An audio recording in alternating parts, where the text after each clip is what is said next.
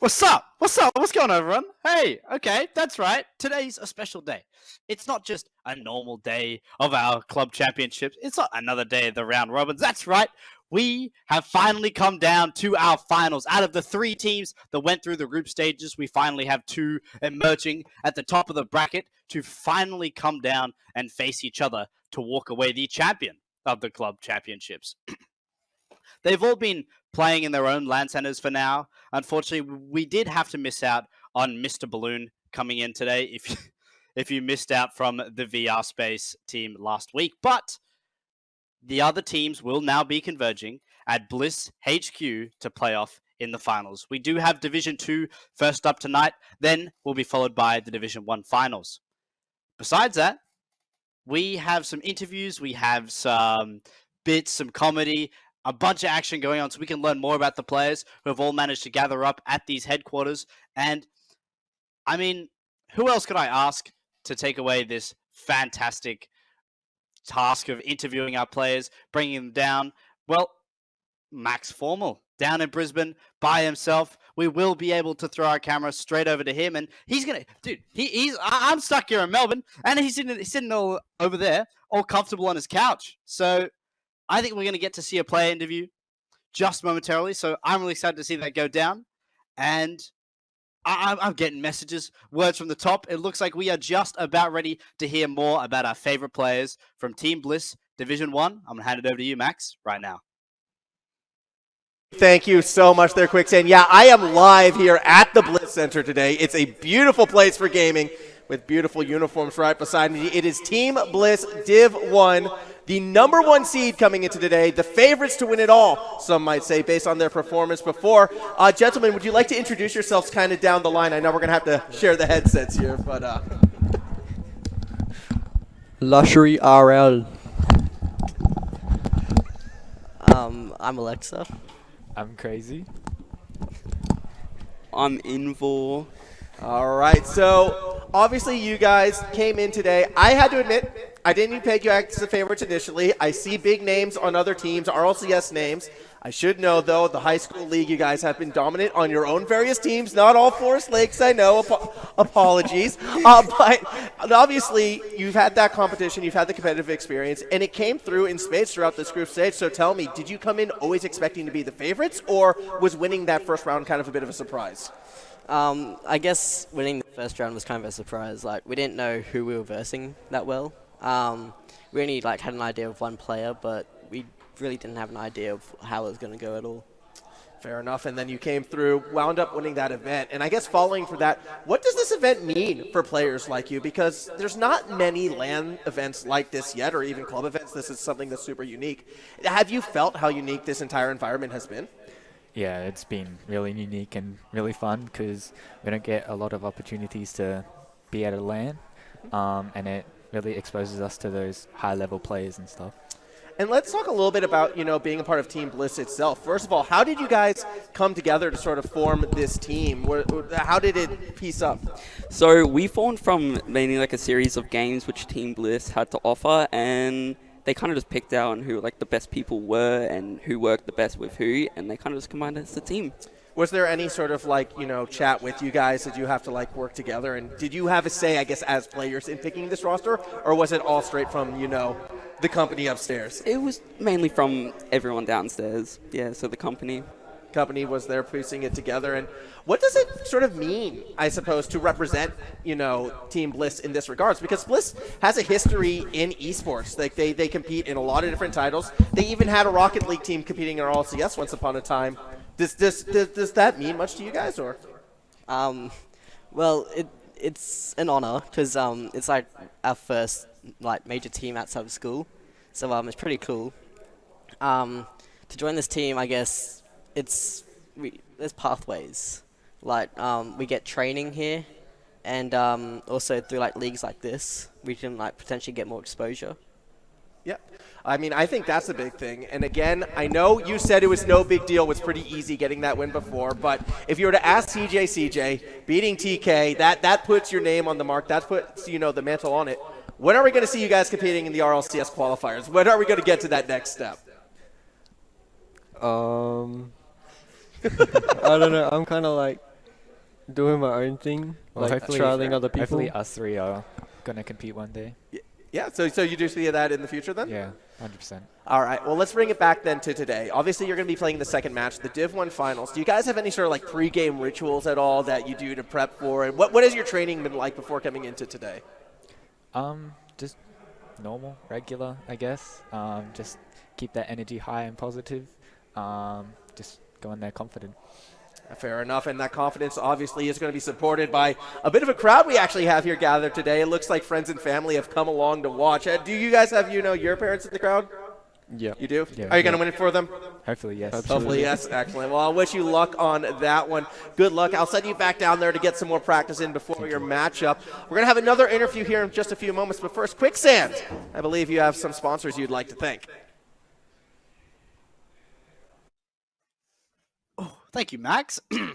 Those guys look really excited. I mean, hearing them pour out all their energy coming into this competition, it's unbelievable that they get to compete in these LAN centers. I've never seen anything like it where we've had the opportunity to have these teams that prepared from high school. Like they were talking about how they played their own high school teams. They played together, and now there's 4 of them playing for Team Bliss, which is such an exciting opportunity. Really excited for those guys. But in the meantime, we will have to take a moment to thank our sponsors for making all of this happen today. That's right, we have the Computer Alliance, our technology providers helping produce all of our online and live events, as well as Mobius for providing a lot of the in-house monitors for TGG. So thank you to them for making all of this possible. Up next, we do have a wonderful interview with Max once again.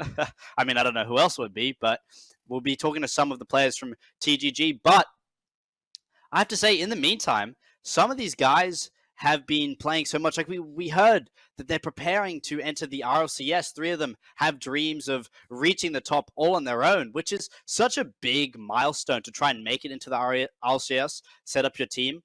And I think having something like this, especially where they're representing a team like Team Bliss, getting that stepping stone to start moving forward, that's such a monumental opportunity. But we have a moment to talk to some of the wonderful TGG members, which we will jump to right now. So, Max, I'll throw it back to you.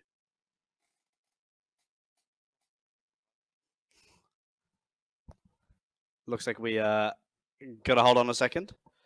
So, some technical issues, ladies and gentlemen, as people have to sit down, get their headphones ready, and start discussing a little bit more. Now we'll go over to them. See you guys in a sec.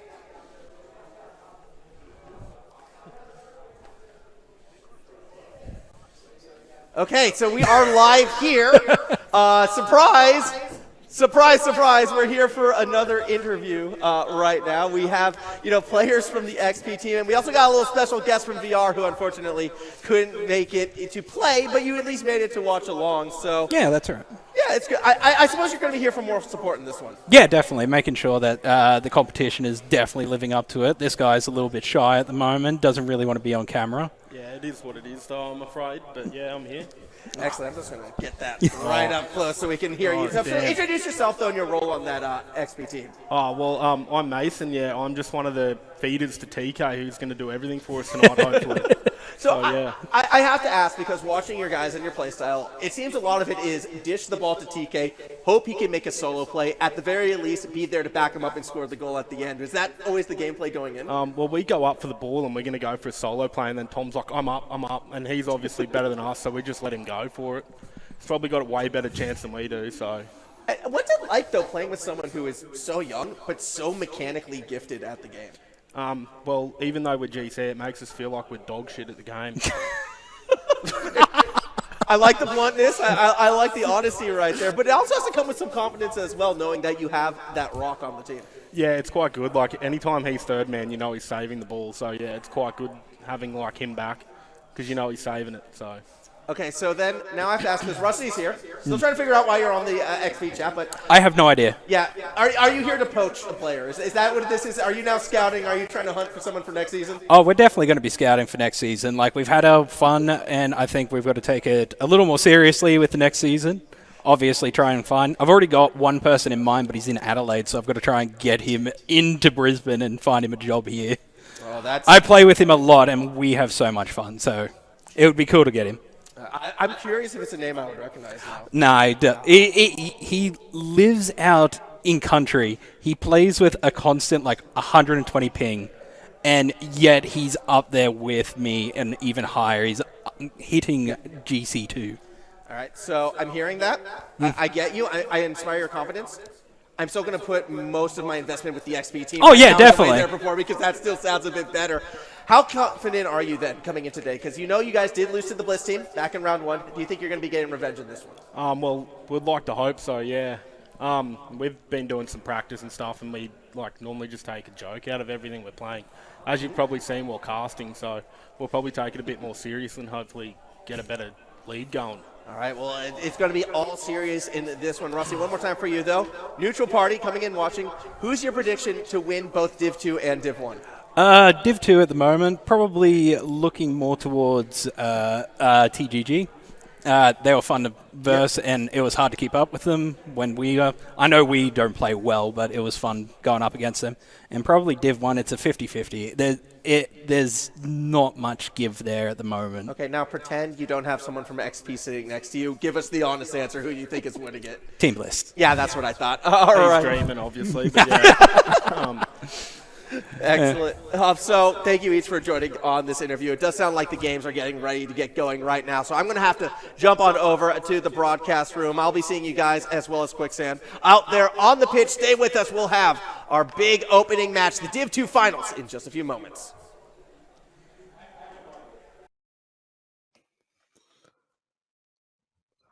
Hi, Max. Before, dude. You're a host. Today is your day to be host. Oh, my bad. Yeah. Look, I was saying. Oh, I just kicked my one away. There we go. Hi, everyone.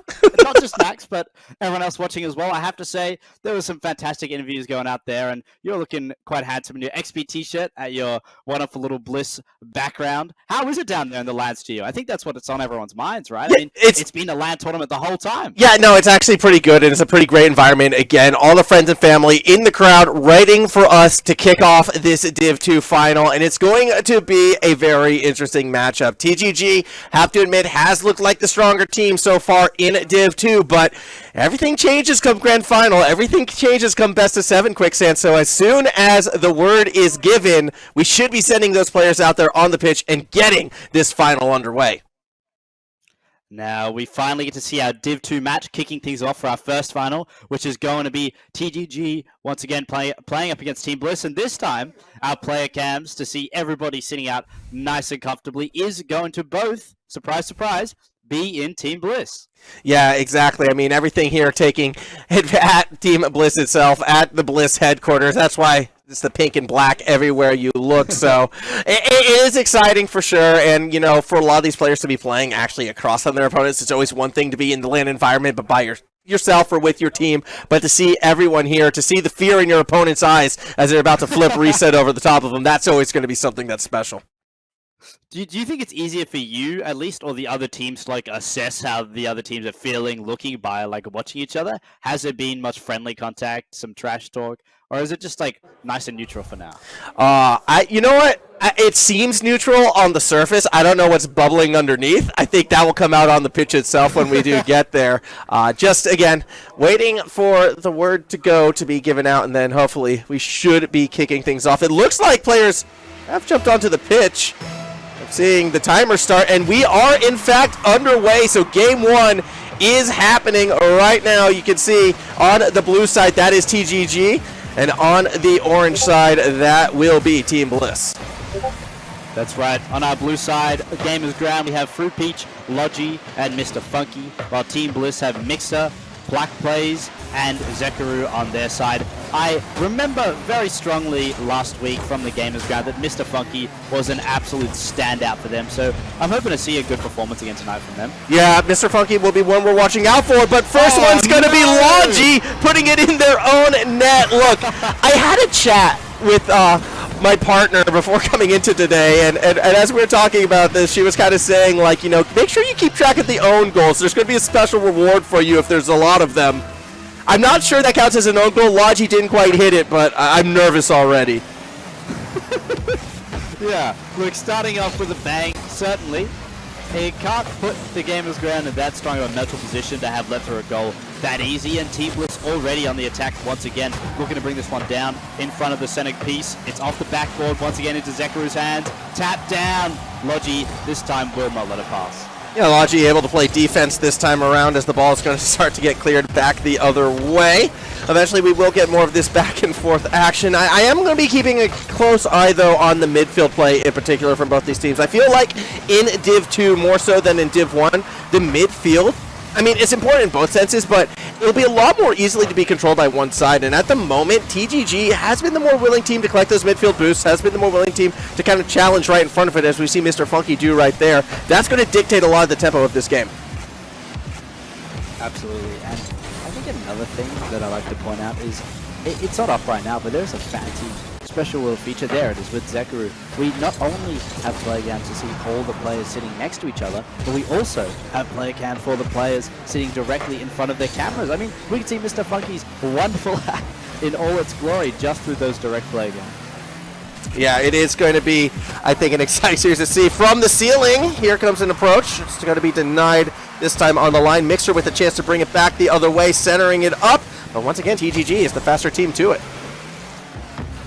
Now getting pushed back. Mr. Funky tries to deflect off the board while Gamers Ground continue to keep possession. And despite Team Bliss picking up the deflection, Fruit Peach comes through and cuts through the defense, scoring in their first goal. Yeah, Fruit Peach, just a dunk over the top of Zekaru, puts it straight down the middle to equalize us up. Quick, snappy play, and again, TGG showing that they are consistently the more aggressive team right now. And look, TGG, in theory, they've scored two goals already, so they're on top of their game. Team Bliss forced to deflect another shot already, but Zekaru this time ready to turn around. Gamers Ground barely getting someone back in time here now as the Team Bliss start pushing forward with their aggression. They need another goal to bring this out of the deadlock, and yet they haven't scored a goal of their own worth. Yeah, well, again, that first goal, I don't want to take it away from them. They put the ball towards the net. It was an unforced error. The ball still went in. There's a reason why this game is tied, but I do need to see more from Team Bliss right now. I do need to see them, you know, try to contest a bit more and not lose challenges like that. Good save by Mixer on the line to keep the score at least even for now. A tight save, certainly. I thought that was going in. Now, Bliss turning around. Gamers Ground, they have been solid on their defense as they've been rotating back to cover the ball. Besides that first goal, which was certainly a very unfortunate event, Gamers Ground have been on top of the ball with 3 men every single time Team Bliss attempts to make that counterattack. Yeah, no, it has been the case where they have been able to go up there and make that counterattack, and now will they be able to find something centered? Hesitation on the defensive side. Eventually, Mixer is going to try to push it forward. Funky has the read, loses the 50, and here's where Bliss needs to attack. Here's where they need to press forward, and finally, it looks like 420 Black Plays is able to do just that, trying to set up in front of the goal. Losing out, another attempt. Logi slows it down. Beautiful power skin still from Logi off the backboard strike. Not quite there. Still being kept inside this blue half. Plaque comes in. It's coming down across the backboard, but no one's there to follow it up. It's gone far out as Plaque's forced to follow up the ball now. Mixer barely bounces off the outside post and can't find room to finish it as Plaque once again forced to jump on top of this ball. It is just attack after attack after attack from Team Bliss, but they haven't managed to find the opening to pierce through yet. No, they haven't been able to kind of break it down. They're trying to at the moment, though. More pressure off the backboard, looking to set up somebody, but not quite going to be the case just yet. Fruit Peach down the other way, tries to find Logi, and again, it's denied on the line. Kept up by Mr. Funky now as Team Bliss are going to bring it back into the blue half. Gamers Ground not going to stand for that with 40 seconds ticking down on our clock. It is still a deadlock right now. Ball once again poetically sent into that blue half we've been seeing for probably the last 2-3 minutes. Yeah, no, it's been a real back and forth affair. Team Bliss's offense has been waking up. They have been creating opportunities for themselves, but the Gamers Ground cool, calm, and collected on that defense. They're going to have to be here again. Plaque plays, denied just outside the box. Follow through, though, might open the doorway. Diving saves attempts, both missed, but the ball wound up bouncing off the post. 10 seconds left in regulation, and that was a breakdown in the midfield play. It does not result in a goal yet. Team Bliss committed far too much in the offensive play, and Gamer Grounds almost had an opportunity to take advantage of it, but as our ball looks to touch the ground, we will be moving into overtime. Zekaru gonna make it happen, and already in our first game of our best of 7 in our grand final down in Brisbane at the Bliss HQ, we find ourselves in overtime. Yeah, and it could be a quick one if Team Bliss has anything to say about it. Already in the attacking corner, Zekaru tries for a pass. No one there to collect, but TGG stays patient on defense. Nobody overcommitting till the ball gets into the corner where Mixer will be able to just drive it all the way back to the opposite end. Now through the backboard, Logi. Not going to get the support this time around either. Two players staying back behind the midfield line means the possession is quickly lost. Both these teams, I kind of feel like they're playing a little not to lose, except for Zekaru. Zekaru's going aggressive, so they get the exemption point right there. Yeah, Zekaru has just been smashing that ball time and time again. A Mixer almost finds room to pinch it, to squeeze it down. Zekaru still continuing this attack, this constant battering that they're making up against the Gamers Ground into that blue half. Team Bliss are showing the aggression that they have been pushing within the last 2 minutes, and they will continue to do so as we tick into another 60 seconds of our overtime. Mixer can't manage to shut it down, but the ball's fired over to the orange side of the pitch. Zekaru getting it away without challenge from the Gamers Ground. Oh, Fruit Peach was the one with the opening, but a double commit the other way. It's turned to chaos in the middle of the field. Again, this is just our first game, and it's already a crazy overtime, so much so that 5 players completely missed the ball. That is devastating. Almost every single player on the pitch makes a move for that ball and doesn't get their hands on it. Perhaps the sick was the charm, and now it still goes slowly. Neither team has found an opening. Max, what do they need to look for? Why is no one scoring yet? Well, they need to make contact with the ball is the best way I should say that. Team Bliss should have won the game. They did the work. They had the setup there, but for the most part, we're not seeing a lot of follow-through with these first members going forward. Is a lot of times two players are kind of staying back right now and playing around the idea that the map is just going to get flipped real quickly. One of these teams is going to have to be a bit more proactive, and Team Bliss has been leaning towards it so far in this overtime. At the moment, though, TGG is looking to strike. That was a dangerous touch. Fruit Peach still just outside the box, but doesn't win the 50. Still Logi from midfield, putting one towards the net. Mixer, it's an easy read, but it was a double commit behind, and that shot should have gone in. The follow-up will TGG take game number 1. Yeah. After 2 minutes of constant battering back and forth, finally TGG with an opening. One shot barely hitting the outside of the post. The second one is the charm. They lock in their first game of their best of 7, and a bit of celebration going around. Communication, reassessment, some reflection on their first game, and now they've managed to take the lead so far. Yeah, I mean, it was a rocky start for TGG, and I have to admit, for a team that was coming in, I think as a pretty heavy favorite, not the cleanest way to take game number 1 at all. So shout out to Bliss. They are bringing the competition to them at this stage. However, there's still going to be a lot more work to do. You've got to be able to take a game before I'm saying you can win out a series. And what I liked from Bliss was their rotations, was their positioning. Even if it was a little bit more passive for my liking, it was something that works for them. What has me concerned about them, though, was the execution at times. They were the team with a couple more unforced errors than their opponent, and those nerves have to settle. Those unforced errors have to be shut down if we're going to see Team Bliss get back in this series. You say that, but so many times we see the ball forced into the Gamer Grounds half and constantly being kept there. Yeah. If Team Bliss is playing that passive style, why does it keep ending up there? I would make the argument that there was more TGG offense than Bliss offense in that last game. Perhaps it's just the luck of the draw of what I'm seeing, but either way, we're back into our second game right now. Still 0-0 as we kick it off, and now, as you mentioned, Max, this is the chance for Team Bliss to band-aid some of their solutions, maybe even repair some of the wounds that they have, whether it's constantly being a little bit more aggressive or opening up their play more so that they can actually make contact and follow through with plays to take down Gamers Ground. Well, burning all that boost when unpressured isn't really going to be the best way to do it. Yes, they were able to get the ball to the opposite side, but sustaining this attack, it's going to be difficult. Plaque now going for it, and this is more of a Team Bliss what I want to see, actually. I wasn't the greatest approach to it, but everyone did commit to this offense, and now they have set themselves up on that midfield line. They are looking to really pressure this defense. It's all about the execution to keep it sustained. That's the setup off the backboard. Third member, Zekaru, is all the way back at his own corner and not there for the strike. Yeah, again, execution. Team Bliss need to be sent back to the 1600s, and that way they can learn execution a little bit better. But right now, they are going to find the shot. Finally! Perhaps they went back to the history boxes.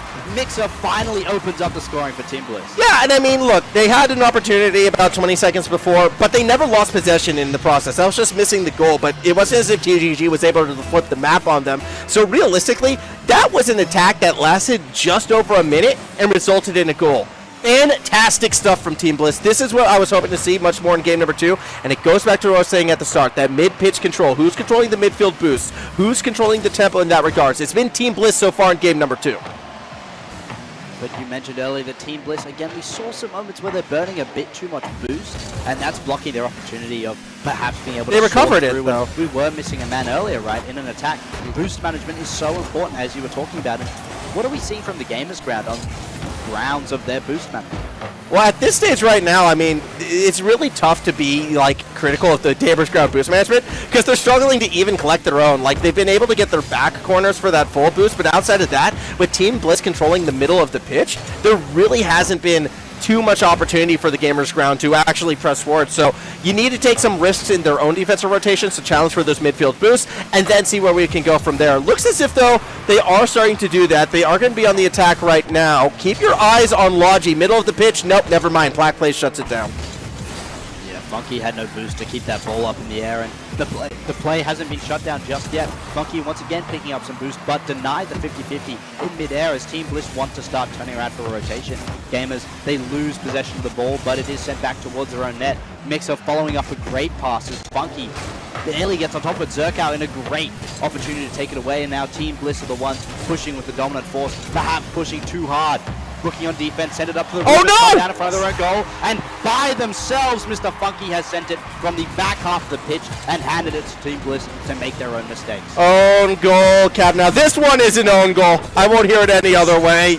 I mean, it was a misread by Black Plays. They were trying to push that one into the corner and just wound up putting it in a very tough angle for the rest of Bliss to follow it up. It happens sometimes. It's going to be a little bit frustrating, but realistically, I don't think Team Bliss needs to change their look too much, even though, yes, I have a feeling you're saying, oh, they were over-aggressive. Well, no, Black Place just made a misplay on the back end. Black Place was just the right amount far enough to be able to usually make that save.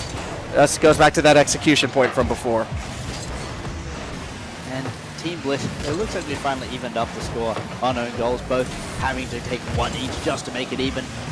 Balls uncomfortably staying in the game grounds after Team Bliss attempt to batter against it, but now look at the face cam. Look at Mr. Banana just peeking in off the side. Oh, we went off Funky. Next time, whose face cam was Mr. Funky. Next time you're on Mr. Funky, he's got a little person just sort of watching along behind his corner right now. If we could, let's see if we can like. Where are you? Oh, it's Logi. Sorry, it's Logi. Yeah. What is that? It's Mr. Banana. Yeah, no, they brought a banana to help cheer them on. Not working though. Black Plays just gets a 2-1 lead.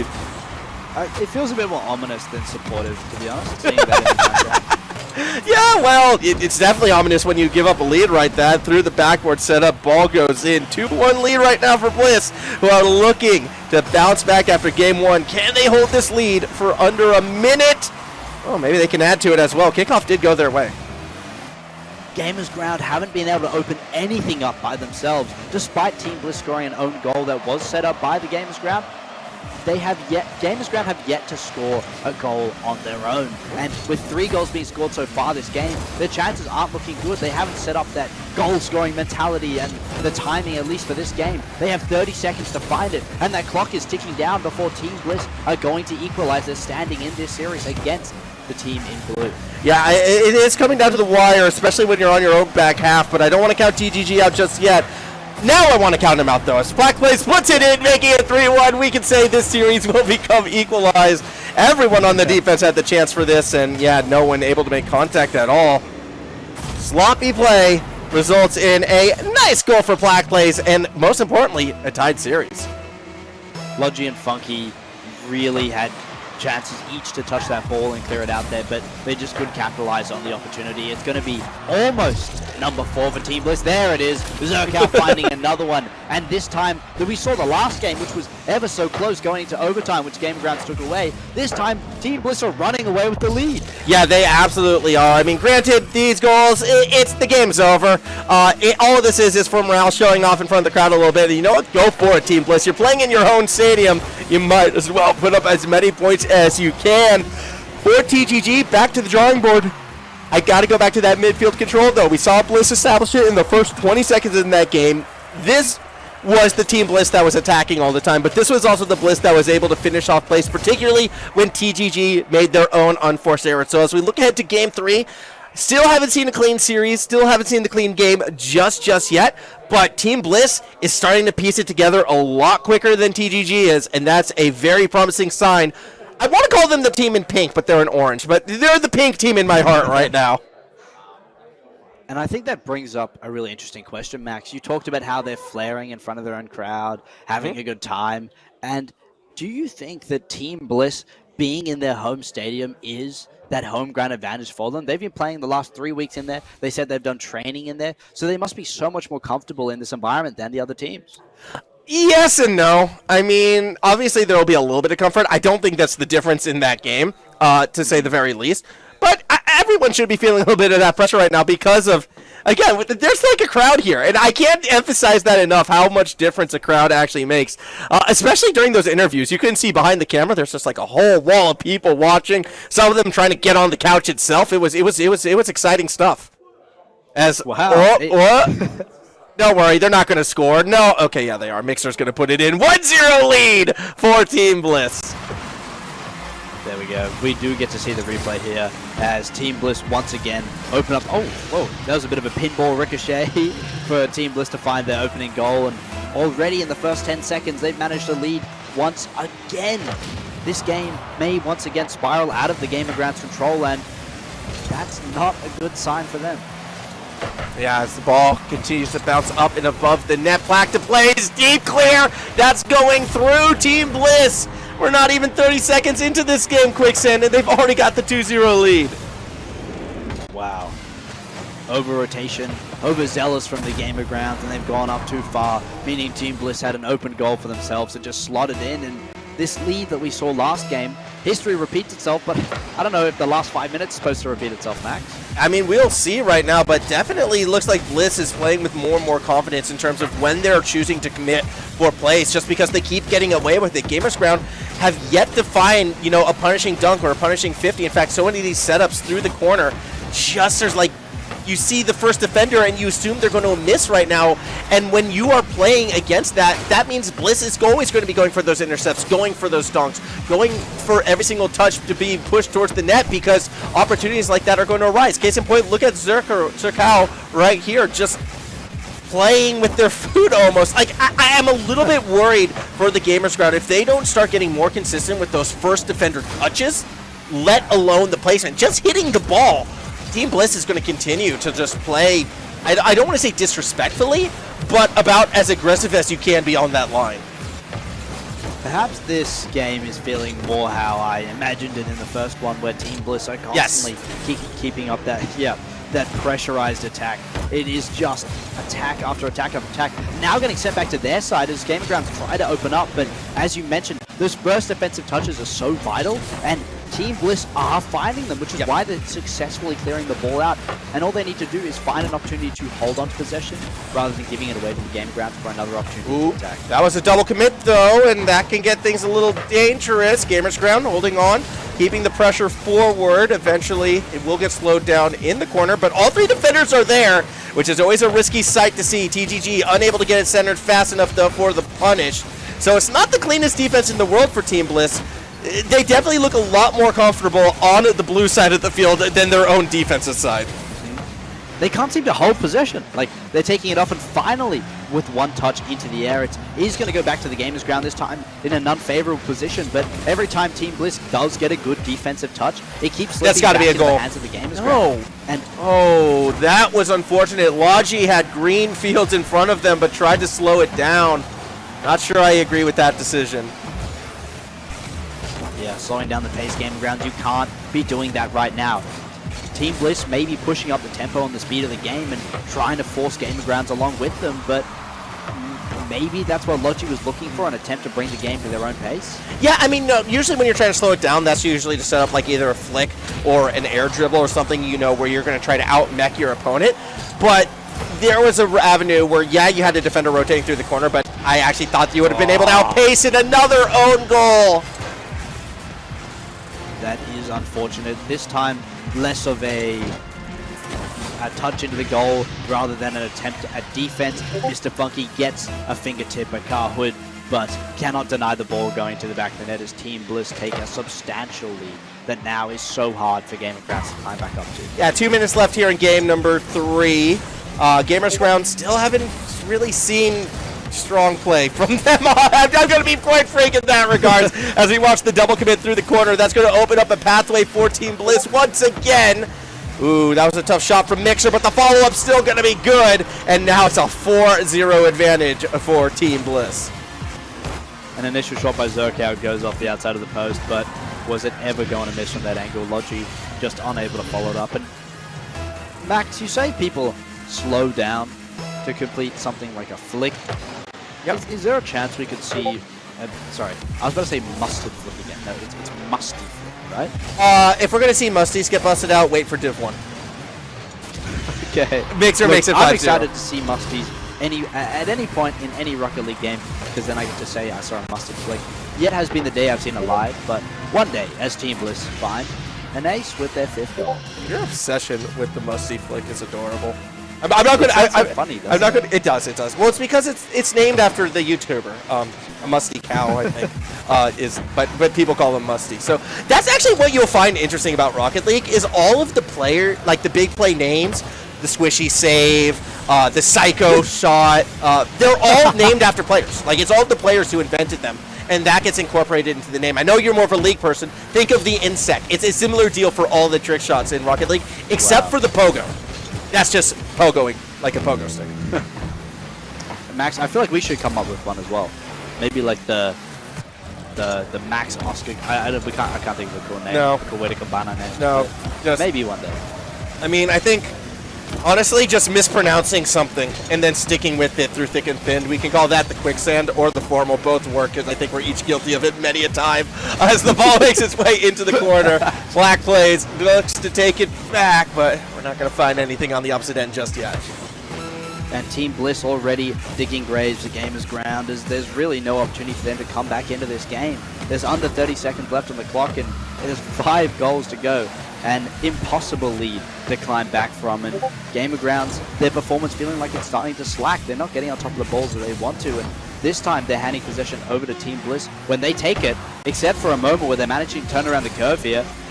An attack comes through. They cannot execute on the vital moments. This time, Game of Grounds seem to have taken on the vice that Team Bliss had in the earlier game. Yeah, Team Bliss just running away with game number 3 right there. It was a fast start, 2 goals in the first 30 seconds, and they did not look back.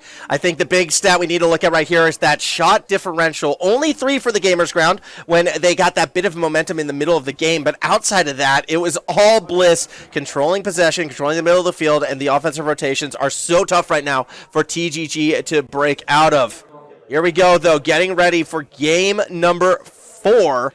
And this is a must-win situation. Being down 3-1, I know it's not the same as, the complete reverse sweep, but it still is a pretty lethal scoreline. You still will have to win 3 in a row. So, TGG, it is now time to step up and show some more of that Game 1 form. And it kind of starts to beg the question that we saw earlier in the stats that Mr. Funky only had 16 touches on the ball there, while Team Bliss had a well evenly spread out about 35 touches per player. Max, how essential is it to get more touches on the ball, more plays? Do you think that having a more evenly spread number is what you want to look for? It's so dependent on players and their style. So I don't read too much into the touches unless someone is grossly behind everyone else. Like if under 20, that's when I start to get concerned. But just because you see players at 30, 30, and 60, well, that 60 could be because that player likes to slow down the pace a little bit more, is going for more air dribbles where you'll get like 4 or 5 touches in the span of 2 or 3 seconds. So touches is sort of a tough stat to read into. I think the more important ones, again, I always like towards shots.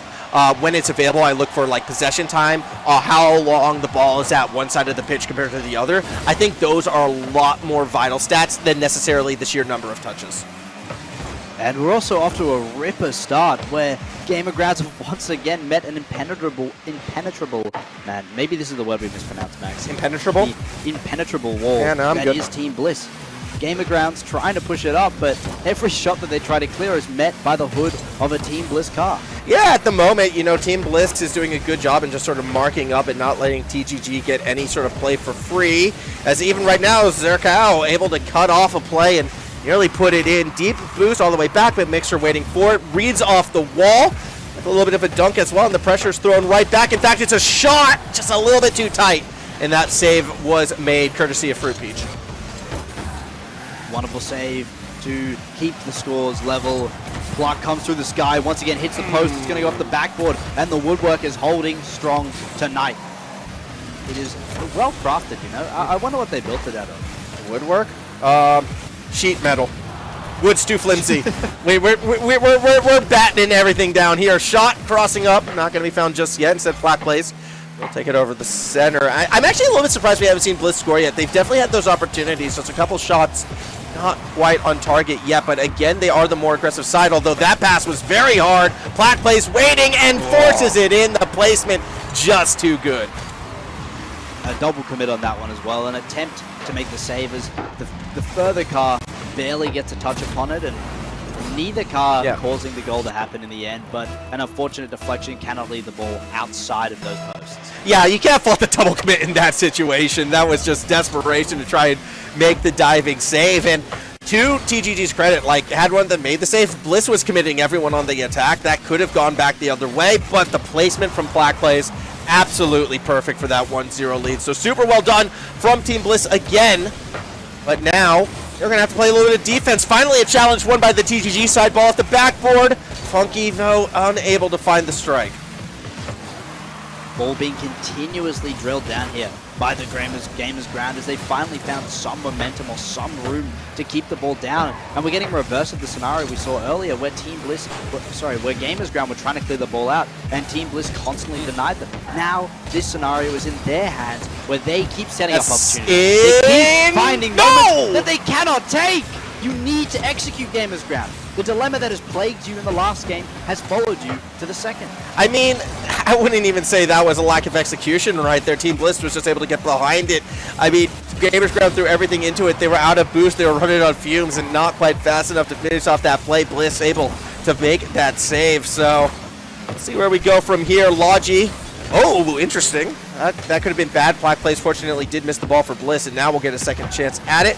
Tries to push it over the center. Pass back down to Logi. Zakaro. Again, going for those midfield interceptions. And Zakao has been super fun to watch in that regards. Every time they pick that back corner boost, they're immediately looking to cut off any sort of midfield play that GGG sets up. Mixer wins at nice 50. Going to go for a flick. Not quite in. Fruit Peach makes the save. And in the previous games, Max, you were mentioning a lot of midfield control. Yeah. What's the state of the midfield right now? Well, I mean, we can see for ourselves. No one's really in it because Mixer is trying to push it forward. This one has been a bit more contested, I suppose. Like, we have been seeing more challenges against each other. I still think Team Bliss is doing a better job at collecting those midfield boosts and establishing the challenges there, where TGG is more inclined to let Team Bliss push more into them until TGG is on the attack, in which case then they'll be more willing to contest. But, like, you can see right there, that one's just straight over the top. No one in the midfield was in position to make the play on it. That's been the tendency for TGG, whereas Bliss does seem to do a better job at controlling it. Not this time, though. Now Gamers. They have found an opportunity to push it forward, though. A good deflection from Team Bliss means that now it's their turn to bring it up. Going over the head of two of the defenders as Zerko comes down to challenge Fruit Peach for the ball.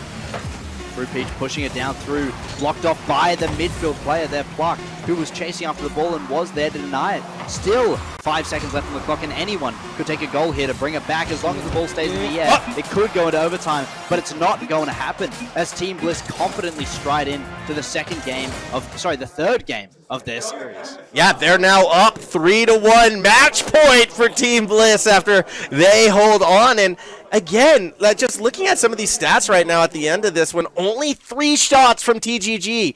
Like, that is not going to be enough. They're just not creating enough opportunity for themselves.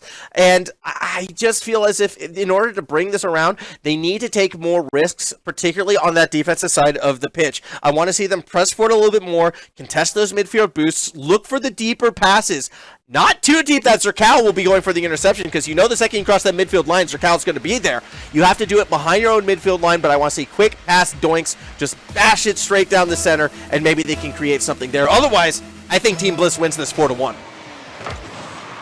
They still have the opportunity for them to come back into the game, Gamers Ground, but it is going to be a massive reverse sweep that they're going to have to look for, and it's going to be difficult to find at this point in the game. 3 games in a row is a brutal lead to try to come back from. As Team Bliss start off once again with an aggressive start, they almost come down and swing it in, but they continue to hammer pressure on top of Gamers Ground, and it feels like the momentum and tempo of Gamer Ground's play as well as their mental is starting to shatter. I wouldn't say their mental is starting to shatter yet. There's still a lot of time left in this one. And how can you say any player with a beautiful chicken hat like Mr. Funky is ever going to be down in that mental game? No, but their play does need to elevate, and again, they need to be taking those risks because Bliss has been playing a lot stronger than what we've seen from this team up until this point. They brought their best here in the final, and now they're threatening for that go-ahead goal. Plactoplace won't be able to get there in time. Mixer and Zerkow are back, and the booming clear will just play right into their hands. Can they connect up? No, it's the case of the Whiffles as everyone misses, and eventually Funky throws it to Lonzy. Shot saved on the line. Finally, Gamers Ground get an opportunity to open up the pitch and start up the scoreboard, but Team Bliss rightfully deny it right on the line, straight into the side of the car, and now it's their turn to turn around for this attack over one defender. Now as Logi gets their hands on top of it, Zerkow is ready to deny any clear that's attempted to be made. That's got to go in. One, but followed up by the second. A Tissue coming to clean up the mess. And Zerkow now sending it towards the goals, denied by Logi as another shot comes through. Team Bliss keeps shoving it down here against the Gamers Ground. They can't push it out of their own half. And I want people to go back and watch and just like see how Team Bliss is attacking this ball offensively, how they're just able to control it all as we nearly see Mixer go for a great solo play. But the reason why it's so difficult to sort of break them has been, again, this is kind of, again, when I'm going back with that sort of midfield control right now. That's where they're making the rotations, and eventually they find the cracks, score the goal. Team Bliss, they're up by 1 on tournament point. After finally battering against it for 2 minutes, a shot with 2 players coming down the line there was closed out easily as Team Bliss, the team that has been putting on the pressure for the last 3 games, once again continues their streak of being so oppressive in game number 5. Yeah, it's so exciting, and it's so fun to see like these offensive rotations again. I would love people to go back and just watch how they've been able to do it. Mixer wins in front of the net. 2-0 now. Bliss adding to their lead. Mixer placing themselves in just the right place to get a deflection off that wall, and despite being demoed, they still find their second, and this time making the impossible mountain and the pressure from Team Bliss unable to be lifted up by the Gamers Ground. Yeah, we'll see if TGG can start to respond, but again, just the lack of offensive pressure we've seen whatsoever, the inability to clear that ball past the midfield line consistently has been what's been holding this side back, and every single time Team Bliss is able to push it back to the TGG side of the field, you feel like it's going to be there forever, although Zerkow may have overextended. Funky does get the ball to the opponent's backboard. Can TGG keep it here? Will they be able to find the goal? Logi in front of the net, triple commit from the defense, yet they do get through unscathed. Making it through unscathed means that now Team Bliss can come through and inflict more wounds on their opponent. A bit of a crossover there means that now Pluck is in position to deny any pushes coming down as Mixers wants to challenge this one in the sky. It's going to come down the wall. Team Bliss advantage. A double attempt there from Gamers Ground to try and block it. Running low on boost. No! Funky, no one else there to follow it up. Pitch on the line as Pluck finds number 3 for Team Bliss. Oh, I thought Mixer had the double here, an assisted double off the ground, but the post keeps it barely alive. Fruit Peach, 9 times out of 10, that would have been enough. However, this was that 10th time, and it could be that final time. Team Bliss up by 3, just need to park the bus, and they are going to be the Div-2 champions. Can they hold on for just over 100 seconds? 100 seconds to tick down for Team Bliss to lift away their cup. And 100 seconds for Gamers Ground to find 3 more goals to at least keep their chances of taking away this game alone, not to mention 3 more on top of that. It is such a difficult mountain for these guys to climb as now the doomsday clock is ticking, and not only pressure from Team Bliss is on their shoulders, but on their head as well. They have the mental pressure of perhaps losing this game and this series. Yeah, exactly just that. They've really got to make sure they can sort of lock this game down, but I think they're going to. The confidence that they've been showing, the challenges they've been attempting, and more often than not winning, has been something we had not seen from this team, and they continue to put it on. That's goal number 4, Quicksand, and I'm just about ready to call it. Team Bliss, they're going to take this series, winning 4 games in a row, only dropping the first one. Gamers Ground opened up with such a vitality, and the games felt so close as what I expected to see for the rest of the series. But Team Bliss perhaps flipped the switch. Perhaps it took them one game to wrap their hands around their controllers, or they had to wipe away the sweat from warming up. But they have ran away with not only the lead, but the amount of games they're taking. Gamers Ground may not be ready to be written out yet, but with under 60 seconds on the clock for Team Bliss to lift the Club Championships trophy, it's looking all but guaranteed. Yeah, it is all but guaranteed. I'm going to call it right now. Team Bliss, you can start celebrating. I know there's 30 seconds left, and maybe you might give up a goal or two in the response. Nope, don't have to worry about it. Everyone's going to wind up missing that play. Take your victory lap. Celebrate with the crowd, because Team Bliss almost got a little reset right there. They will get their 5th, and they are going to be the Div-2 champs. With just 20 seconds left before the players are allowed to stand up, don't forget they have a crowd in front of them cheering, celebrating, clapping, and watching them, knowing that you have your loved ones there, watching you play the game that you love in a something you would want to make a career. It must be an ecstatic feeling to finally get to pick up a trophy in front of these people after playing for so long. Yeah, I think it is going to be an exciting moment for this team. Again, first of many. This is our first club's championship, and I imagine there's going to be so many more after this one. Logi, though, doesn't want to get shut out. We'll put one more in for TGG, so at least they can celebrate that. But it's all Bliss right now, and that goal's not going to change the storyline of this one. Midfield control, ruthless aggression, so many challenges going their way. Team Bliss, they deserve this victory. Let's name an MVP. Let's do it. Who's your pick for MVP? I'm curious. Look, Zerkow was just nailing in goals and felt like a player who had been standing out a lot of the time, but I think that every single person from Team Bliss was... cutting you off. You said Zerkow. You have to stick with it. It's Zerkow. Lock it in, because I agree, all right? I'm not letting you share the credit. Zerkow probably is going to get my MVP, even though Mixer arguably is the best player on the side, at least mechanically from what we saw. I think Zerkow best encompassed what Team Bliss was going for in that game. Some of those midfield interceptions that just kept the attack going wasn't the flashy goals, it was the setups. And I think Zerkow played an amazing quick game. All down the board, though, a fantastic victory for Team Bliss, and they're going to be feeling really strong. Zerkow taking away a lovely little title along with the win means that Team Bliss for Division 2 of your club championships are going to be your victors now, running over the trophy and lifting it up gratefully as they have set up the stage for the Division 1 match to be played once again with their predecessors, their mentors, their leaders, the Division 1 version of Team Bliss. Yeah, Div 1 Team Bliss. It's interesting because coming into today, TGG was sort of the favorites in Div 2. They were the ones who went undefeated, but Bliss was able to bring it back. Maybe that happens the other way because Team Bliss was undefeated in Div 1. Maybe TGG will be able to win that one. I don't know. Either way, I do believe we're going to be throwing it to a break. So when we come back, it is going to be that Div 1 finals, the main event, one more best of 7 when we return.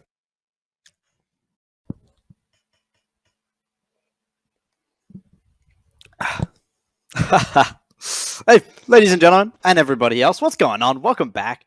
We just had a brief break where we got to scroll through Twitter and obviously converse about the important things going on in the game. So if you missed what happened a little bit earlier, we just saw Team Bliss take out TGG in the Division 2 of our XP Club Championships 4-1 in their best of 7. But our night is not over yet. We have just started with the shenanigans, the tomfoolery. There was another word for it, lollygagging. I don't know. There's a lot of words for that kind of category. If you know the other one, send it to me somewhere, please. I need to know it. But once again, for our Division 1 finals coming up very soon, we have TGG playing against Team Bliss once again. Now, will we see a complete shift in what we saw earlier? Maybe TGG taking it away 4-1 on their side, or are we going to see Team Bliss take away with a complete sweep inside their own HQ? Well, I think we do have Max down at the couch once again. It does look very comfortable. to talk to some more people. So, Max, I'll throw it over to you now, and I'll see you guys after the interview.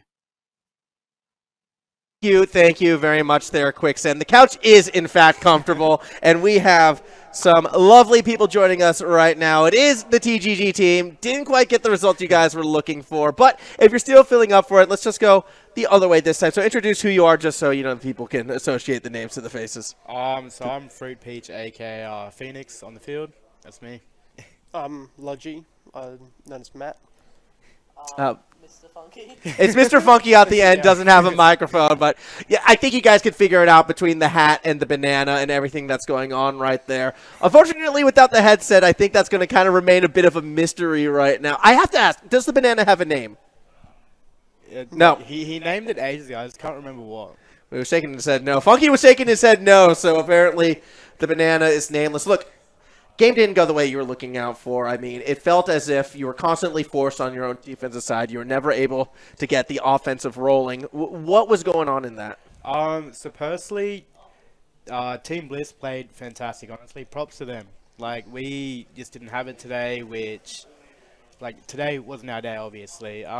But that being said, we also didn't train much as a team, which kind of fell through because, not to, like, plug myself, but I'm a part-time DJ here and there, so I'm personally massively busy. Yeah, so I can understand that. I couldn't really get time to train when we needed to, but no, definitely hoping we do get to come back. We do intend on training as a team and being able to like put plays in motion and like be able to actually hit open nets. I find it interesting that Mr. Funky isn't the DJ. Instead, you are coming in. Well, do you go by the same name? Is Fruit Peach your DJ? No. So my DJ name is Phoenix, F3NIX. Okay. And what type of music is it? Pretty much anything. Hardstyle, pop, a little bit of techno here and there. EDM. Much house? Yeah. House, okay. And drum and bass. Love drum Oh, and bass. drum and fair enough. That's all well and good. So, are you then providing the soundtrack at all? Like because I know some players and some teams like to sync up their Spotify playlists when they're going, so they all get on the same page. Is that something you guys are out there doing? I mean, if someone can provide me with an XDJ RX3, I will gladly play the whole soundtrack for any event. Well, now I have to ask: do you guys all have the same taste in music? Just kind of further down. I don't think so. I think we've all got very muchly varied. Okay. Mr. Funky's a massive Drake fan. I can confirm that. Oh, a lot of Drake down there. A little bit. A little bit. A little bit with the response. He says a little bit, but when we do play, he listens to Drake. All right, fair shot. So, again, though, like being able to play in two different clubs, because you obviously played at XP, you've been able to come here as well. Was there anything about playing in the different environment that you feel like could have affected your play at all, or is it just put me in front of the monitor, tune out the rest of the world, let's go? Yeah, personally for me, it's like all about environment too. I'm not. I can't really say that I'm a DJ, but I was gonna say I'm like. I don't know, this is a different thing compared to DJing, whereas this, like, it's more hype and then DJing's more, like, fun and stuff. But, yeah, no, the environment, like, personally for me, has a massive, like, impact on me. And great environment. Love the crowd for when Team Bliss scored. That was fantastic. But, yeah, no, environment for me is a huge thing. Excellent. And then I guess moving forward, you guys did talk about how you do intend to keep playing with each other, to keep scrimming with each other, because there are going to be more events like that. Obviously, Stings to come in second. How confident are you that you can bounce back and win it next season? Oh, 100%, I think. Yeah. Hey, this is our first official season as like a team playing together. And then when we did sign up, we had like, a week before we even actually went and played for our first game. So, yeah, we didn't really get much training in as what the other teams probably would have gotten in. But then again, not really an excuse as we're all friends and play quite frequently, but yeah. All right, well, hopefully next time you do feel a bit more prepared coming into the event. Again, congratulations, though, on the second place, and look forward to seeing you all next season. Thank you. Looking forward to it as well. That said, we are going to get us set up here with another interview down here in just a few moments, but before we do that, either some words from Quicksand or perhaps a little bit of a break. I don't know what's going on behind the scenes. All I know is this couch is comfy, and we need to swap these teams around.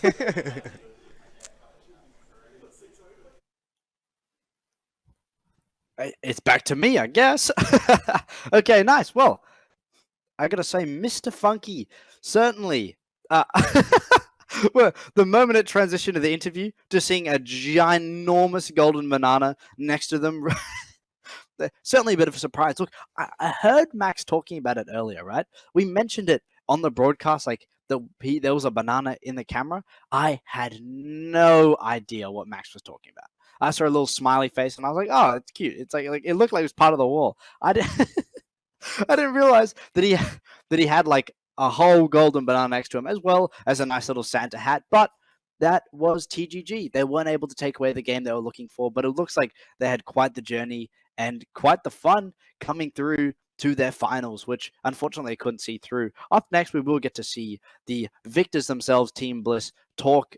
But it's so interesting to hear how these teams, they start switching up their process, their progress after they have played in these tournaments. Because imagine how much motivation, how much excitement you would get from being in an event like this. And these guys came so far. They brought a bloody golden banana with them to the event. Look, TGG certainly have had a fantastic time, if at all, for coming out to the Team Bliss HQ. I mean, how can you not coming out like this? So with Team Bliss coming up next, I'm curious to hear as well what they're going to say about some of the playlists we're going to hear. Before we go anywhere, me talking about playlists, once again, I'd like to mention a big thank you to the Computer Alliance, the technology providers helping produce all of our online and live events, and Mobius as well for providing in-house monitors for TGG. Now, something they mentioned as well, I'd be really, really interested to hear from the Team Bliss players, is we heard some DJing, some music here coming out from the side of TGG, but and then Max mentioned something about everyone listening to the same playlist at the same time. I can't imagine what it would be like to hear the beat drop just when you score a goal. The whole team, you're bopping your heads together as you're driving down the pitch as you're scoring a goal. The vibes must be amazing. So, along with that, we are getting some things fixed up in the Team Bliss HQ down in Brisbane. And besides the teams getting fixed up, it looks like we finally fixed up our couch. Max, once again, looking handsome as always, sitting on the couch. And we do have some Team Bliss members to join him. Max, I'll hand it over to you now. Thank you very much there, Quicksand. Yeah, we're back on the couch, this time with the Div-2 champions, Team Bliss, who are a little bit more bruised and battered than you might think after that event. It had nothing to do with the pitch. It had to do everything coming over here. Lads, that was the worst couch sit-down thing I have ever seen. Explain what just happened. Oh, I pulled my leg. I'm not sure how he pulled his leg. He's just better. Yeah, I know it's a nice couch, but if it's easier to rest the foot up there, I'm sure that's okay. Let's just go down the line right now. Introduce ourselves again, so people can put the name tags to the faces of who they just saw. All right, my name's Nathan, aka Mixer. I'm the one that didn't play but carried. My name's Corey, and I was Plaque Plays the Cutie for that game, and I definitely did nothing. My name is Nathan, and I also played as Mixer. I was the one actually playing there. Yeah. My name's Phoenix, and I was Zeko. Yeah, okay, so Zeko was... Okay, first of all, I have so many questions. The Mixer thing. So two of you are playing under the name Mixer right now because of the sub situation. Who is the real Mixer? Me, I'm the real Mixer. When did the sub happen then? Oh, never. Never. So you didn't get to play? No, that's fine. But Mixer did play, and Mixer played quite well. So, yeah, okay, so there we go. So if you were confused about that, that's what happened right there. First of all, though, what was your strategy coming into that matchup? Because it looked like you guys did a very good job with your offensive rotations. You did a great job controlling the pace when you were attacking. Defensively, everything would always seem to fall apart. But was the game plan then, let's just stay attacking and never have to play defense? Yeah, basically. Well, we knew TGG was a pretty good team to verse against, so we knew we had to be top of our game, defense, offense, but defense definitely went differently to what we wanted. Fair shot. Now, what went different, do you think, for you guys compared to last week? Because last week, you lost to the TGG team. It was a close series, but you came out on the losing end. This time, though, you looked like a completely different unit. Like, you were firing on all cylinders again, attacking with the ball, 4 games won in a row. What was the big change for you? We all just, played together. We all trained. We all played scrims. Yeah, all that. Okay, so it's interesting. One team coming up here saying that they were out here scrimming. The other team said that they didn't scrim as much. There's the result. So this is going to be a little shout out for a European University League. Just ignore that. But yeah, all you German teams in UR practice. Anyways, continuing, no one got that. Continuing on though, how important was this win for you? Because, you know, first event, I'm going to assume something like this, to come out and actually win it in front of a crowd as well. That's got to be something a little bit special, no? Yeah, it was. Yeah. We actually made money this time. Normally we just get something for it, but $250 is pretty you good. get a handshake. Yeah, we get a handshake. And a trophy that will eventually get the right plaque on it as well. Yeah, one day. One day. So moving on from that, Zerkal was nominated as the MVP by the casters in this situation. So if we can we give Zerkal the interview headset just for a little bit? Pass it around. What is your sort of takeaway that you're actually being nominated that award? Because you weren't the one scoring the goals like Flacta Plays or whoever was on Mixer at the time. You were often kind of more in that third member role. But we noticed you did a lot of key interceptions, a lot of key of those midfield sort of cuts. Was that your game plan coming into? Is that your style typically? Yeah, it's my style. I like playing as a team, and I just like being there for them. I know I can't like shoot my shots. I can't like get it in, but you know. Yeah, get him in here. Make sure he's get a good look at. Just like playing like that. I just think it's good for our team. So yeah. Yeah, and I mean, you obviously did see the results. That said, though, that was the caster's pick for MVP. I have to ask, like, as a team, if you had to name like a captain, most valuable player, if you even can, who do you think was the one who was lifting you guys up and ahead? Me, 100% me. I did Mixer? nothing. Yeah, I mean, I saw Mixer on the pitch, all right, and I saw Mixer scoring goals, and I see you laying your body on the line. So clearly, it was coming together for you. Yeah, it was. All right, look, we have a Div-1 finals around the corner. Before we send you off, though, is there anyone you'd like to sort of thank, congratulate while you have the floor, while you have the camera after your victory? I'd like to thank Mr. Rotz for telling us about this. I also like to thank Brendan for coaching us and Lennox and the team. Yeah. You can pass on. Let everyone get a say. This isn't the Oscars. You can all have your little piece right now. Although there is a golden banana, it's not quite the same. You go first. No. Okay. I'd like to thank our team for like training outside of it. I want to thank my mom personally. Okay, I love my mom. She raised me. It's great. And I'm glad to have these good friends help me out. I'm going to throw in one for you also. A big thank you for Team Bliss for helping put this together and give the facilities where they can get out there, practice, and perform. Again, congratulations on your win. Predictions, does Team Bliss get the sweep? Do they win next round as well, or does TGG get it back? 100% what? Yeah, 100%. You know, we're just going to cut it there. 100%. 100%. Make it that one what you will. Again, congratulations. And Quicksand, going to throw it back to you while I get myself ready for this grand final match. Thank you, Team Bliss, and thank you, Max, for throwing it back to me. I currently have a little spider living on the other microphone over up here. It's been there for the last like 3 or 4 days, and it comes down at about 8 p.m. every day. So perhaps if he decides to take a little dangle, we get to meet him. I'm still thinking of a name for him, so if anybody has one, maybe once you see him first, you can let me know. But besides that, Team Bliss came through with a fantastic interview.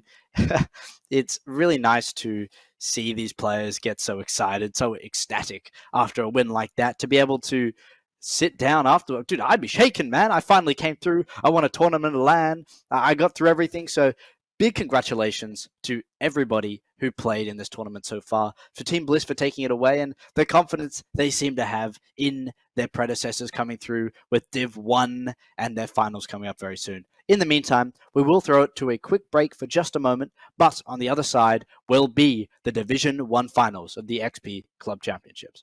I'll see you guys on the other side. Welcome back, everybody. It is a pleasure to be here, joined by the wonderful Max, this time not at the couch with a wonderful XP t-shirt on.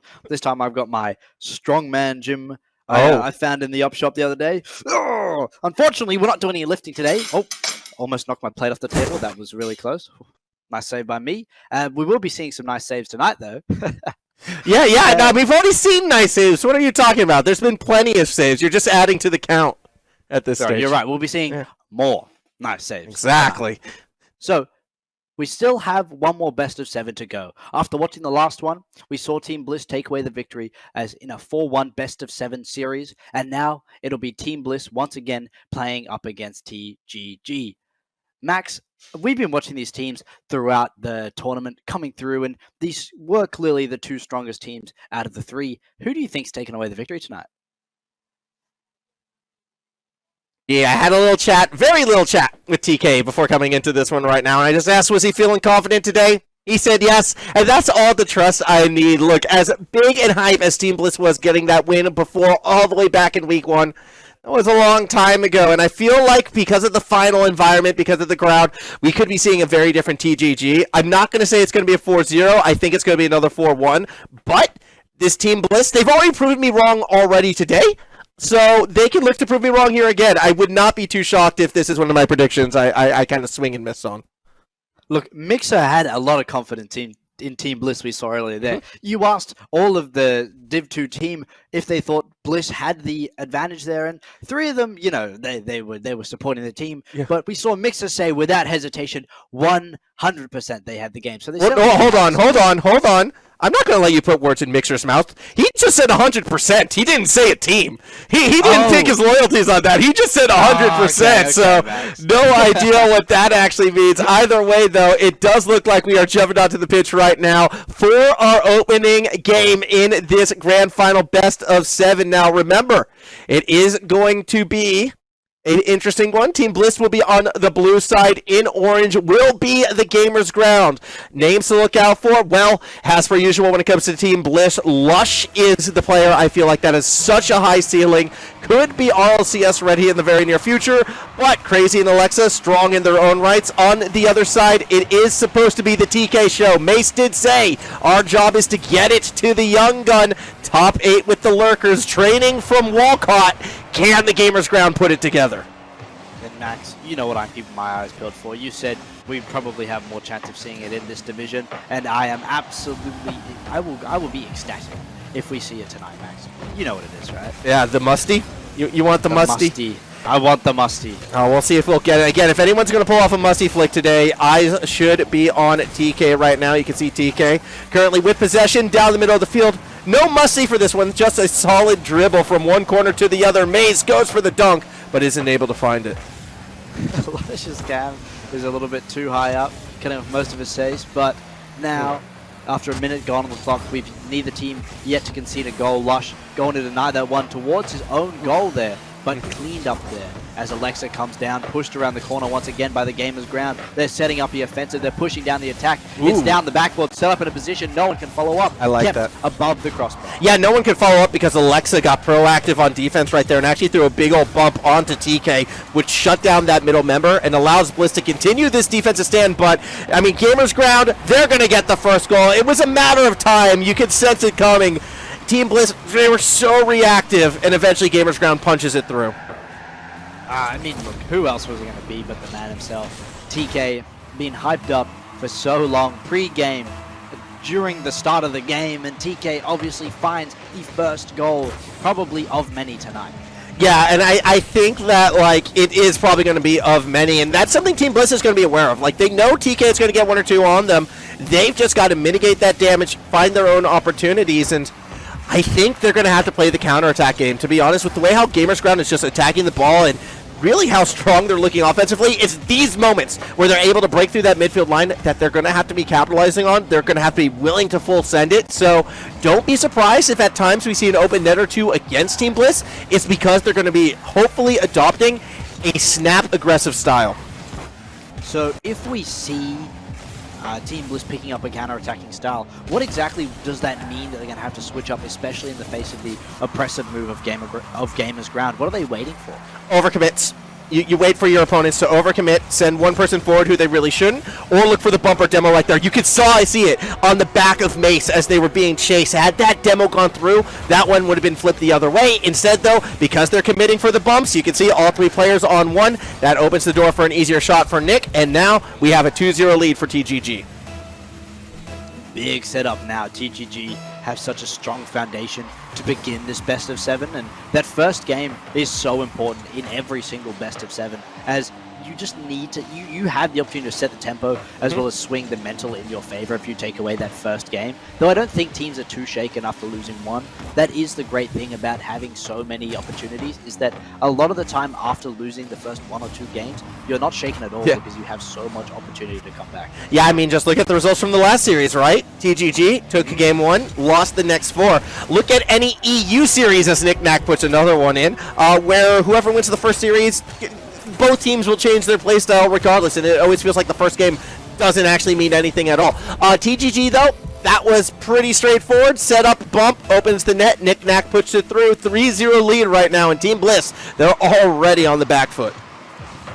Asserting their dominance and showing what they're made of. The Game of Grounds down here in, up there in Brisbane. Almost messed up my geography. Up there in Brisbane, and now beginning to set the stage for them, putting themselves in the spotlight, taking away a really strong start. And with under 2 minutes on the clock, Team Bliss still have 3 more goals to find, with yet an opportunity they have yet to find. Yeah, they have yet to really piece together much of anything at all right now, unfortunately, for the Bliss team. I said they've got to be looking for the counterattacks, but to the Gamers Ground credit, they really haven't opened the door for many just yet. And in fact, it's going to be a counterattack the other way. TK wants the goal for himself. Did you see TK's face cam after he scored that as well? Yeah, easy, yeah, Nick. And this is exactly what Mace was talking about in the interview, right? Mace is just like, yeah, you know, we'll go up, we'll probably get there. But then he'll just be like, yeah, no, I'm there first. And that is the biggest example of that I have seen. Wow. TK finds another one. Look, Max, maybe Team Bliss is more like a 100-piece puzzle. They may not have found it yet. Sorry, not 100. 100's easy. 1,000-piece puzzle. They may not have found it yet, but once they start putting more pieces together, that'll be the foundation of their team pushing through the game. But look, do you like 1,000? Well, no, I'm just thinking the puzzle has been found and put together. I mean, again, these 3 players aren't, you know, slouches, and they aren't rookies to the competitive scene. So they have their piece, they have their identity, and it is this guy, Lush, who is so good mechanically, even in traffic, finds the double touch, turns it into a spike at the end after the ceiling setup. That goal was beautiful. That's right. Look, Max, maybe they're just placing down the pieces of the puzzle if they've already found it, as Lush finds number 1 for Team Bliss. With under 60 seconds remaining, they still have 3 more goals to climb up to take away this first game, as Lush soars through the air, keeping the ball floating across. And now Team Bliss once again have set themselves up for another attack. They will not sit down in their first game, and they are going to come through with as much force as they can, because they do not want to write this first game off. Yeah, no, I don't think they do just yet, but they might have to. We're looking ahead to game 2 already. 3 goals in 30 seconds is always going to be a tough ask. However, I like the fact that Lush was finally able to break through that defense. I like the fact that Team Bliss was able to get a goal through. It tells me that they will be able to find opportunities, and this could be another one right here. Nick Knack has to be so careful with the placement. Is able to recover, so great individual effort from Nick Knack. That stops the counterattacking goal from coming through. 4-1 most likely is going to be our final score unless we see something absolutely crazy here. But at the end of the day, TGG, they win game 1. They did it looking pretty cool, calm, and collected. Team Bliss, they've still got their work cut out for them. They will have the work cut out for them, but it's certainly not something that is impossible. I mean, a goal like that from Lush sets up and shows that these guys, and as you said, Max, these guys are not pushovers. They have played so much in the competitive scene, and they are so strong as a team. So to roll over and take this 4-0 in a best of 7, it's not going to happen.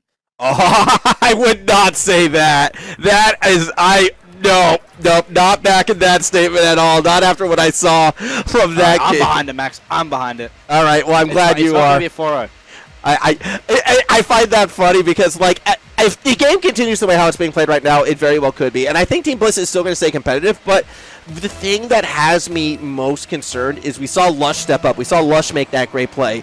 But we haven't really seen TGG slow down yet, right? We haven't really seen the weaknesses in their game. And I don't think relying on one player to beat out 3 defenders with like a double touch off the ceiling and then off the backboard is going to be the answer every single time. Like, it was a testament to how great that goal actually was. Yeah, that certainly is a good way to break it down, and it makes a lot more sense when you put it like that. But Team Bliss have started this game off now being the ones putting on the pressure. the first 30 seconds of the game have been in this orange half, but the Gamers Ground, I mean, they're no slouches either. Once they pick this ball up, Team Bliss is going to be in a world of trouble. Ooh. And trying to shut down some of these shots is the first thing they need to get their head around. I mean, why are they getting dominated so much by Gamers Ground in that first game? Pace. Because again, I like what Team Bliss is trying to do. Even in that last play, I saw Crazy deep on the Gamers Ground side, looking for bumps, looking for demos, looking to break up the offensive rotation a touch or two ahead of when it would necessarily come through. But they just haven't been the faster team, except for this guy again! Lush going for the solo play over the top, pancakes it through, 1-0 lead for Bliss. What? Look, Max, maybe the solution to all of Team Bliss's problems, the remedy of what ails them, is absolutely what you described earlier. Lush just scoring mind-blowing goals every single time. Lush is great, but if it turns into the Lush vs TK show, I'd still be betting on the top 8 player from the Lurkers. That's still where my eyes go. We'll see if this continues, especially with Siki retiring recently. I mean, TK has one of the, I think, the second longest standing player in the RLCS right now, like, you know, in his ear when competing at that level. Not Mazer Knickknack, again, reference back to Walcott. Actually, I'm not even sure Lurky also has been around for that long. Either way, that should have been in, but Lush able to recover and make the save. Yeah, a bump in midair really put off the defense there, as now it's heading towards the Gamer Grounds goal. Once again, TK always going to be on top of that ball, but this time loses the battle in midair as it's continuously pressured against him. A shot comes through, but it's deflected as they come out. Craze tries to drop it down above the crossbar. It is the Lush show tonight, Max. A second found by Team Bliss. Yeah, Lush starting to step it up, but I really got to give more credit to that one for Crazy. Beating out 2 defenders above the net for the setup, and you know, there might have been some truth to what you were saying before. This Team Bliss side, they are playing very well here in game number 2, taking the fight to GGG. Maybe it won't be the 4-0 sweep. Perhaps, but we are only a fraction into this game, only a micrometer into this series, so there is so much that can happen right now as Gamers Group, they're looking to unravel Team Bliss right now. They may have conceded 2 goals, but in my mind, and I guess in my gut, it feels like that it's like Gamers Ground absolutely still have a way back into this game. Oh yeah, I mean, we're hitting the halfway point now. It's only a 2-goal differential. Lush, though, with possession, finds Crazy underneath. Knickknack playing super far back in defense, but it's the midfield play from TK that's going to be buying the space right now. Knickknack unable to outpace Alexa. That's going to lead to some midfield challenges, and so what's interesting is game 1, I was commenting how, again, the pace-wise, Gamers Ground was constantly the faster team to the play, faster team to the ball. That's why they took it. That hasn't been the case here in game 2. Alexa with a missile. Almost snuck one past. And as you were saying, Max? Fast. I mean, that play right there was an example of it. Those midfield balls where the ball's up for grabs, we're seeing Team Bliss get there first about like 80% of the time right now. And those up for grab plays are so like indicative of which team is feeling more confident, which team is playing faster, and which team really is controlling the tempo of the situation. Lush shot going to be saved on the line by TK. And pushing the tempo, pushing the pace, pushing the speed is what's controlling this game. The Gamers Ground had it first, and Team Bliss had it second. Shot towards a goal, and TK finally opens up the scoring for the Gamers Ground. They have found one and closed this game out for something far more dangerous for Team Bliss. 3, 4, yeah, 5 seconds were given to the Gamers Ground off of that double commit. So even, like, the pass was nice and all, I don't even think they needed it. They could have just slow dribbled it in right there. A fatal double commit from Bliss is what opened the door and allowed Gamers Ground to get one of their easiest goals they've gotten so far in this series.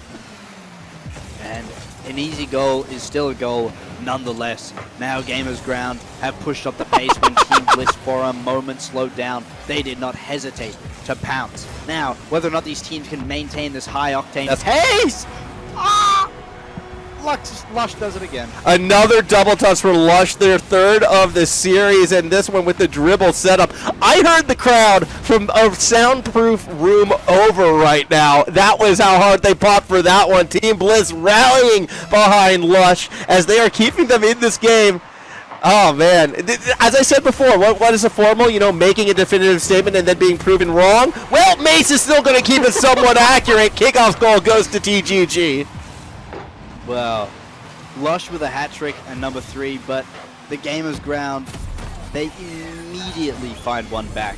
They get, for a moment, for a fraction of a second, Team Bliss had room to breathe, but Gamers Ground have come and stolen that breath of fresh air away from them, and now, it is tooth and nail to find this game, Max. Yeah, Lush staying back just that right amount of depth to keep the pressure moving forward, but still not able to break it. Gamers Ground, they're trying to find the gap in the offensive rotations, and they may have found it. Swing and a miss from Alexa.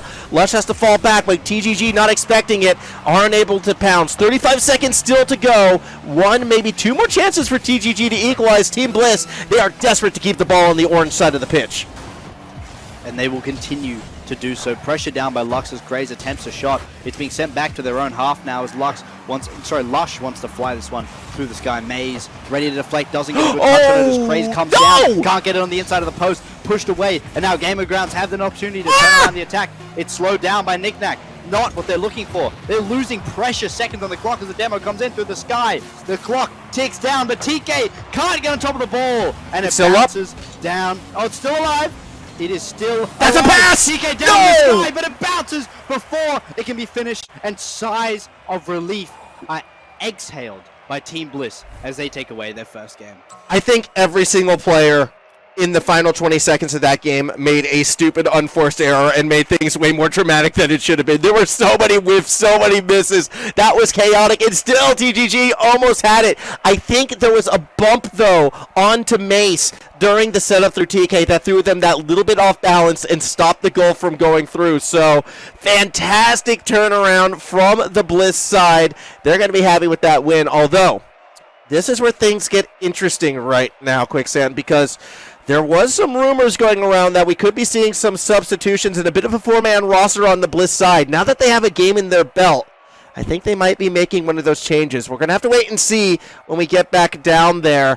I am noticing a certain player sort of spectating right now, who I think might be jumping onto the pitch. So we will see what happens as we get ready to go into game number 3, but we could be seeing a little bit of a roster mix-up. Wow, look at how keen all these supporters in the crowd are right now. I see that guy in the teal. He is cheering his heart out. Yeah, I mean, it's pretty evenly matched, actually, surprising, to being at Team Bliss. And not a lot of people wearing pink, which is what you think would be the predominant color. Either way, though, we are loading back in, and we have seen the sub come through. Invor stepping in for Alexa on the Bliss side. Max, I was talking about the Rocket League crowd. I don't know if you, like not the in real life crowd, but I'm sure that one's great as well. I was talking about the Rocket League crowd, the eggs. I was yeah. completely playing along with you, dude. Oh, double touch TK, goal 1-0. Come on, man. I ruined the jig, bro. Look, I'm not going to lie. I just felt bad, like I was roasting like the IRL audience. Like, no, I was talking the eggs. Because they were the screen showed all blue, and we're at Team Bliss. Okay, I thought I saw pink bags. There's like 2. Everyone should be wearing pink. Okay, but the far more controversial moment, besides me messing up our bit, is that the Gamers Ground have already opened up the game. In the first couple of seconds, they cut open Team Bliss, and now Team Bliss are on the back foot. Last game, they opened up strongly, but how do they react not being in the lead at the start of the game? Well, a couple people missing the ball, apparently. I mean, TK got that quick double touch to put it in right now, and we're seeing more physicality from the Bliss side, and I still want to see that. The physicality has been good to watch. I mean, Crazy in particular just seems to be, man-hunting right now, looking for bumps and demos wherever they happen to be on the pitch, trying to give Lush that space. I'm curious how Invor is going to fit in. Four-man rosters are something I've always wanted to experiment with here, Quicksand, but, it's so hard to not just work it because you have to scrim twice as hard, but to also find a team with, enough of, no ego, essentially. Be willing to be like, you know what, in this matchup, I'm not the right tool, needed to win it out, and that's hard to find, but if this works for Team Bliss right now, I will be so ecstatic because, yeah, the four-man roster just is sick. Wow, so the way you're talking, you describe a four-man roster as a team of different weapons. Yes. Assorted so that you can face any matchup that you need. Exactly. Because Rocket League is such a versatile game, I always feel like, it's like, all right, we need to be more aggressive, we put X player in. We want to play a more passive counterattacking style, we put Y player in. I feel like that is how you build the best roster, and then you get players to really specify into sort of their specific roles as opposed to being all-rounders. But, again, trying to get teams to buy into that is another story that would completely reshape the meta and reshape how teams and players are formed, and it's more of a pipe dream than anything else. Well, let's see if the pipe dream will follow through, as Team Bliss now are trying out this substitution. Ooh, he went for it. Denied in the sky by He went Ivy, for it. and He went for the musty. That was an attempt. Didn't really get it, though. musty? No, it wasn't. No! It wasn't. It wasn't. It wasn't, but it was an attempt. Take him off. He blocked the musty. I'm mad now. Oh! Ooh! That was close, but now TK's going straight over the top, off of the ceiling as well, taking it back to the ground. Crazy again, just sort of picking his targets right there. The physicality from Bliss, it's really good to see. And now Bliss are pressuring the Gamers ground. They almost find their first shot, as now, once again, TGG keep control of the ball. TK in his hand, it is going to be hard to fumble, but stolen away off the backboard, not touched off well, meaning that once again, the name of our show tonight, the Lush performance, will be put through once again, equalizing the game for Team Bliss. Can Infor get his spot on the team back? Because the moment you say take him off the team, he makes you look even sillier by just stepping all over. Yeah, TK is going to be tough to take it on him. Infor just drives straight through, intercepts it, sets up, Lush in the process. Yeah, there's a reason why Invor's on this side, and now Crazy wants to show why he's on the team as well. TK this time plays the defense. Tie ball game, no longer. Infor makes it 2-1. Okay, Infor, you know what? You can stay on the team, mate. Sorry about what I said earlier. Absolutely tearing open the Gamers ground, unable to make the save, as Team Bliss, in just a matter of moments, have turned a losing game into an unstoppable one. Well, unstoppable is a bold statement with 2 minutes remaining. I think TGG will have something to say about that. As you see the pass forward from TK, Knick-Knack cheated all the way down to get the boost, and then defensive cleared it back against their own side. Not the touch they were looking for, and that's going to stifle TGG as we approach our final 100 seconds. And as we tick down, it is going to be Craze who has the ball in their hands. It's come off the roof, it's come down the backboard, but turned into TGG's possession, immediately taken away, and Lush finds it once again, putting Team Bliss at 3 goals, and the Gamers ground are sweating in their boots. Oh, what a shot. Post top bin. Lush playing out of their mind right now. I mean, we saw it in game number 1 with that first goal. Still the most impressive goal, but to be able to just to pile it on again and again right now, TGG, they're going to respond. TK, it's not the prettiest, but it gets the Gamers ground back within striking distance. Again, we talk about easy goals, not pretty goals. It doesn't matter how a goal looks or how it's scored. That number on the scoreboard is irrefutable. The Gamers ground, though a lead was taken for just a moment by Team Bliss, they are ready to climb back into this one. Now, under 90 seconds on the clock, and both teams are very much in this game. Yeah, they absolutely are, and I mean, to go back into how that goal kind of broke down as well, Lush giveth, Lush taketh in that regards. It was just an awkward defensive clear straight to the attacker. You can't afford to be making mistakes like that. Still 1:08 to go. TK going to go up against Crazy. Crazy had the speed, and that's going to go right back down to Lush. 4-2. Team Bliss reestablish their 2-goal cushion. Lush giveth, Lush taketh, Lush giveth once again. Finds another one for Team Bliss, and a hat-trick once again for themselves. Meaning they put this lead finally at a cushion that they need, but the Gamers ground seem to be very good at closing down this cushion. Yeah, I mean, what, a 2-goal lead is the most dangerous in all of football. I have heard that phrase many times. That's why you make it a 3-goal lead. 4th goal for Lush, and that should be enough to put game number 3 in favor of Bliss. And what a turnaround from the opening game. Wow. Look, to have someone turn up that much, and it's not just Lush who's performing well as well. I mean, you mentioned Infor set up a crazy goal for Lush earlier, scored a goal themselves, even Craze. They're setting up these plays for Lush, which would be impossible alone. And with a team of this quality, with a player who is playing out of their minds right now, scoring goals that, I mean, some of them seemed like they were out of this world. But the Gamers ground, our clock barely ticked down before they were ready to equalize. Yeah, I thought we were still in like the Mobius replay right there. I was a little bit confused, and then all of a sudden, wait, no, that counted. TK putting it in. 3-5, still 2 goals away, and I mean, it's going to be a tough ask, but this kickoff will tell us a lot as we watch through Lush's POV a bit. They're not able to really stay with it. Crazy opts to throw it down to Lush, and oh, big miss by Mace.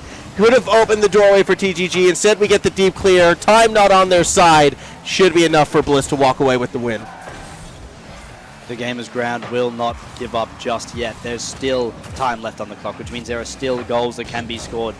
TK wants to push up for this one. They're not ready to give away this game. They're not ready to give Team Bliss the lead in this series just yet. But it looks like doesn't matter how unready they are, they may just have to give this one away. Knick-knack through the sky. They might be able to find one before the clock ticks to 0 as Lush finds number 6 and leaves a 3-goal cushion, as you said, Max. This is what is irrefutable. And this is an amazing performance from Lush right now. The quality of opponents that they are against, like in TGG, this is a solid team.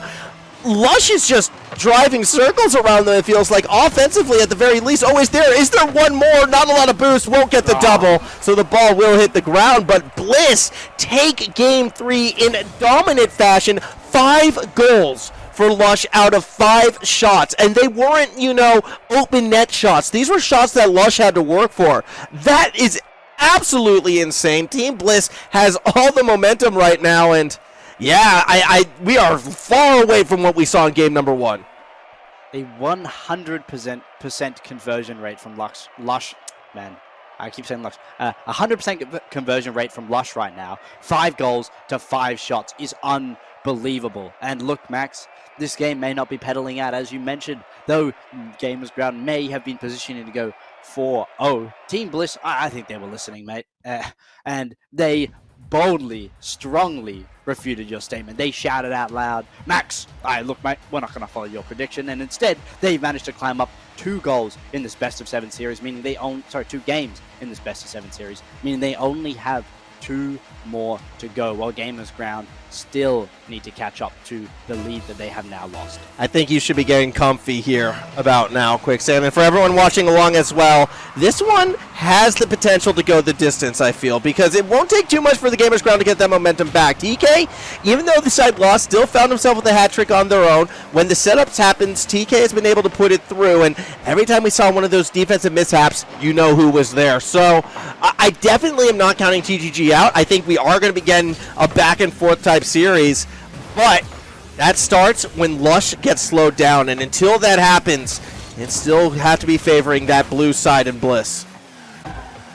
Lush certainly increasing the pace of Team Bliss all alone. The pedal to the metal and raging forward now on the orange side as Team Bliss has setting up their first attack. TK attempting to deny it in the air, but this one isn't actually going to land in Team Bliss's hands. Instead, it's going to be the Gamer Grounds continuing this attack. They've tried to bring it off the wall, but Craze was more than ready. The defense does get clonked in midair, unable to block the ball, and it's going to have to fall into Lush's hands to further deny it. It is a rapid series of events happening here in front of the Team Bliss goal, and barely they scrape by. Yeah, normally you would get punished for a mistake like that. Very fortunate Bliss didn't give up the goal.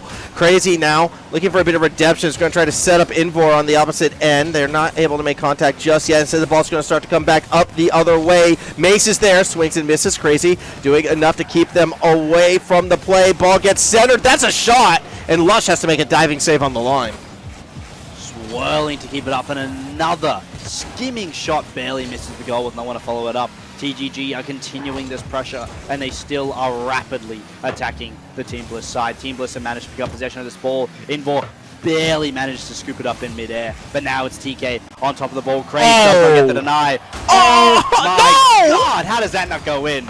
As now Invor pushes that one away, keeping Team Bliss level.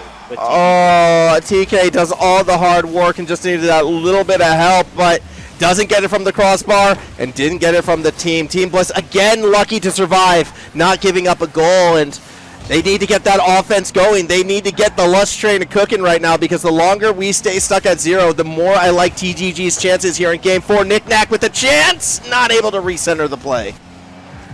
Can't kill the ball, and now Knick-knack forced to deal with the consequences as TK gets under it just the wrong way, tries to bash Invor, but really gives them a positioning on top of the ball. It has worked as TK trying to soar away. Our team star for Team Bliss, Lush, has picked up the ball, trying to keep it away from their side, but TGG are ready to mount their attack. The shot on goal, and Maze fires it in, unable to be saved, and finally TGG get their lead.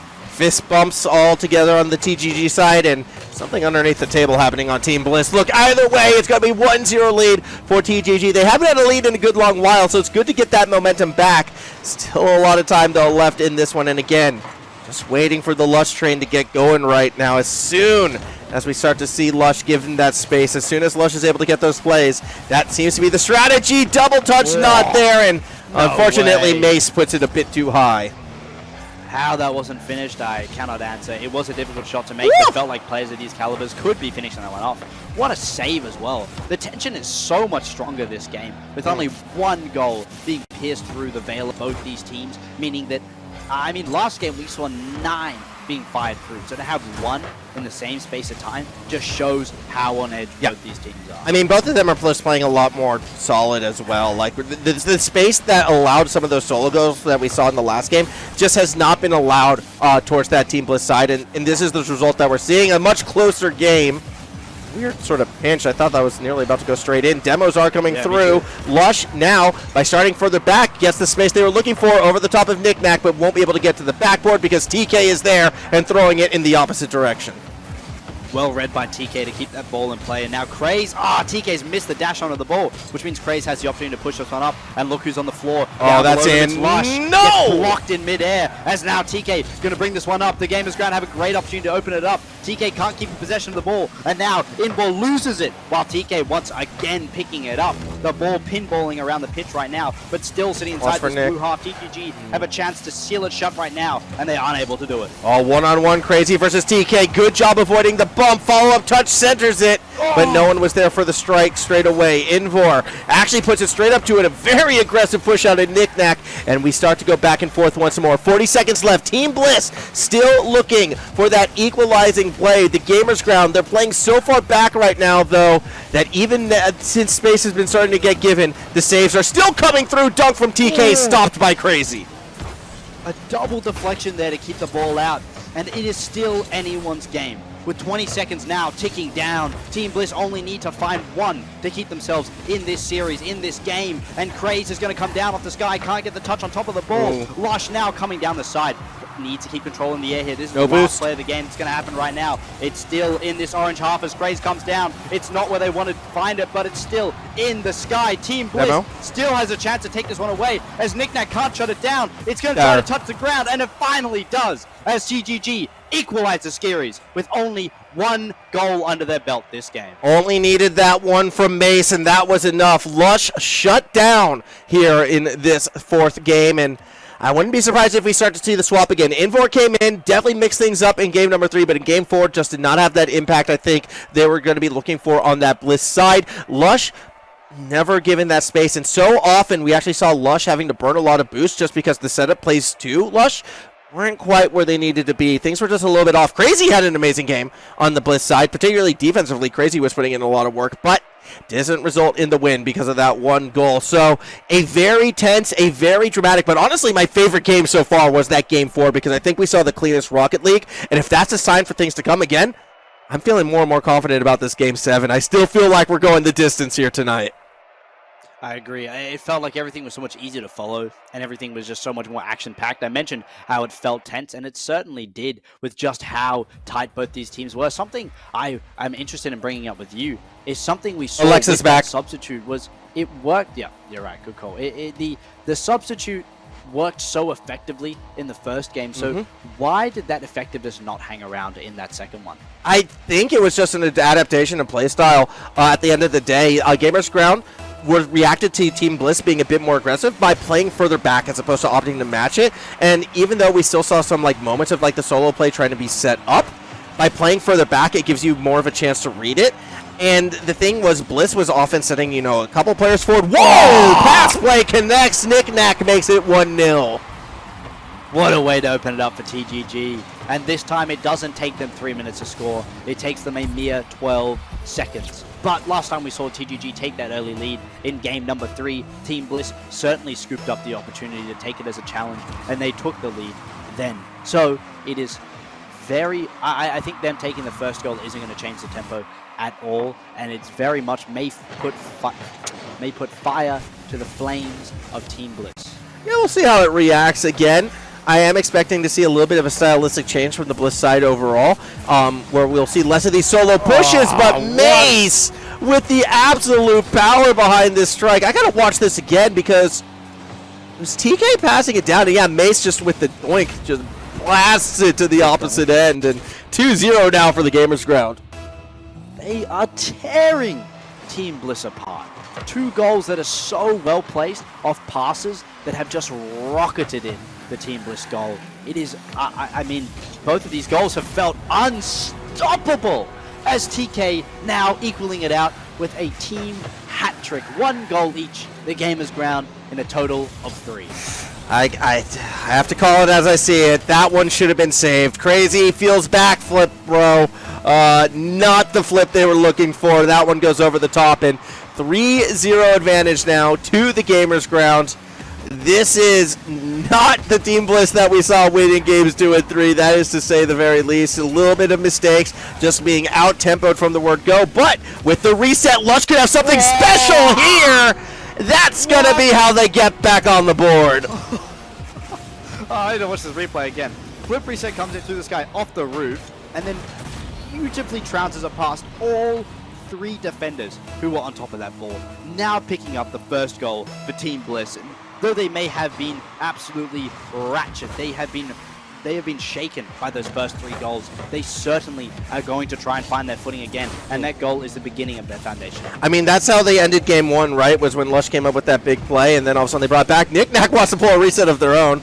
Unable to find it. The thing that impresses me the most about that Lush goal was they got the reset, but then never used it. It was such a patient play, and I think that's what kind of threw the defenders off. They were waiting for that late flick that just never came. I actually almost wonder if Lush even got the reset at all, or it just looked like that they did, because that was filth. And yeah, for Team Bliss, those are the types of goals you can rally around, but at the same token, pass back, a chance to take another goal in, denied by Crazy. A crawling ball there that I thought might have rolled into the back of that blue net was barely denied, and now Lush on top of the ball get foiled by the defender as Crazy was more than ready to receive a pass back, tries to follow it up, but that deflection, that removal of the ball on the backboard is just all too concise. Yeah, it's just been so consistent right now. For both these teams, actually, they've really locked down on those unforced errors, and it's leading to a lot of sort of your touch, my touch, your touch, my touch, and when this starts to happen, it's the team that I feel that starts to push forward and go for a more proactive bump and demo, which happens to be Bliss right now, where you'll normally see one of these teams getting an edge. However, if you don't get the bumper demo play, it'll open you up for the counterattack. So I think we're either going to see a Bliss sustained attack and goal, or we're going to see a counter goal quite soon.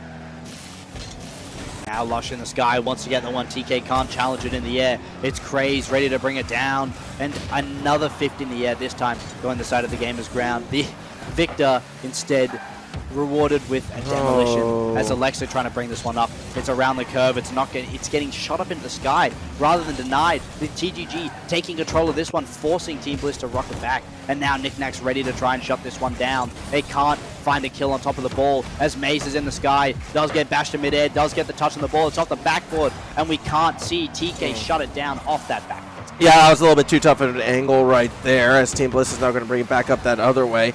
Something interesting that I noticed was that TGG actually had a chance for the counterattacking goal, but because of a demo they picked up, the respawn was actually what allowed Crazy to get back in time for the save. So that was a little bit awkward, where the demo actually winds up working against you. Still, it's a 2-goal lead. It still is TGG about to make it a 3-goal lead, and they're going to be feeling quite confident. It looks as if they're marching towards match point. Yeah, I mean, I think my heart was where yours was. I don't have the level of understanding of Rocket League as you do, but that counterattack felt like something should have happened, and now that you mentioned the demolition, it makes far more sense. So Team Bliss are now facing up against a pillow fort of cushions. TGG have 3 goals to buffer them, and it's going to be hard. Look, man, I don't know if you've tried taking down a pillow fort. No, it's just there's a beanbag fort in the other room. Oh. So it's the beanbag fort, not the pillow fort. Yeah, exactly. Dude, ever since I got here, I just wanted to jump in it, but I was told I'm not allowed.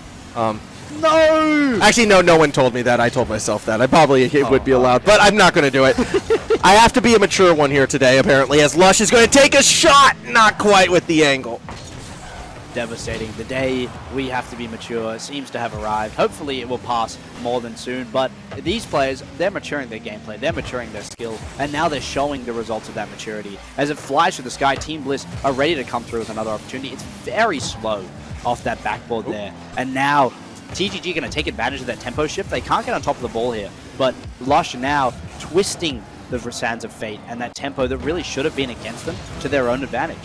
Well, until Alexa unfortunately lets that one get behind, and that should do it for this game, because to find 3 goals with the ball in your own half and under 30 seconds to go, it's just not something that we can realistically expect. The Gamers Ground marching towards tournament point, doing so in style here in our 5th, this would be our, I'm going to do some math, our 5th game. 5th game. Yep, Yes. it's hard, all right? Math is a difficult subject. I know there's a lot of high school kids here playing today, and I probably should have thrown it to them. As it stands, 3-2, Gamers Ground, 5 minutes away from potentially taking out this club's championship. And something that has been really stand out to me is, I mean, I don't know how popular it is to see this in super high level play, but TK is constantly bringing the ball out of the sky and onto the ground directly to another player. We've seen goals scored, I think, not once, but twice that game off it. And that last clearance that happened, we saw TK soaring the ball down into, I think it was Maze's hood, who just bashed it away. Okay, so I can explain this one. So a lot of times when playing the game, as I'm sure you've done, right? Of course. Yeah, so ball cam is a thing, where often the camera's going to be following the ball. Camera gets dragged up, ball gets dragged up, so a lot of people are looking more up towards the skies right there. What that means is sometimes it's pretty easy to kind of sneak someone through underneath, where it's harder for the defense to kind of read where they are. Not to mention, when you drop it down, it's really easy for the player underneath the ball as well to direct the shot wherever they like it. It's much easier to hit the ball when it's in the air than when it's on the ground itself. So what will happen is Quick drops down, big power behind it, attacker that you aren't really able to see coming, and it leads to just, sometimes really dangerous, really accurate shots. And how hard is it to set up? If you're good at aerials, pretty simple.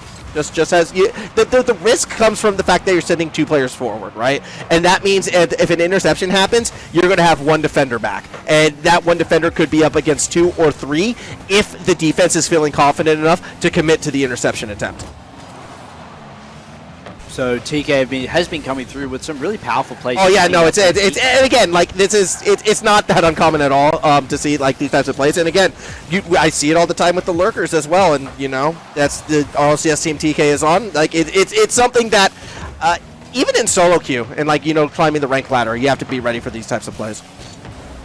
And TK certainly has polished that skill. It's turning out really well for them. They've scored goals off it. They've set up goals off it, and TK has found themselves a tap-in off a demolition. Every single time I see TK take a goal away from a teammate, I'm just going to laugh. Like, that is brutal. Muse's touch was probably going to go. Mace's touch was probably going to go in. Nikidak was in position for the pass, who I believe the ball was also kind of being intended for, and was going to go in. But TK just kind of drove in between the pair of them and just got it themselves. Like, smallest member of the team, biggest goal stealer on the team. It's the little ones who always sneak through. Lush, though, will respond, and we're tied here in game number 6. Already we have rounded out, and TK's shenanigans have been answered by Team Bliss with some tomfoolery, equaling the score out to 1-all. 1-all. Still a lot of time left in this game, but it is Team Bliss playing for survival. Mace in the corner, going to try and find a pass over the top. A little bit of a misconnection underneath. No one can find contact with the ball either. Maybe Crazy will be able to find something here. Touch across to Lush, and not quite able to find the strike. Mace able to run defense. I mean, it's going to be a very tense one, I feel like, again, akin to game number 4 right now. Both these teams, they don't want to give up that big mistake. What was the defender's quicksand? Why was that one so open? Let's see.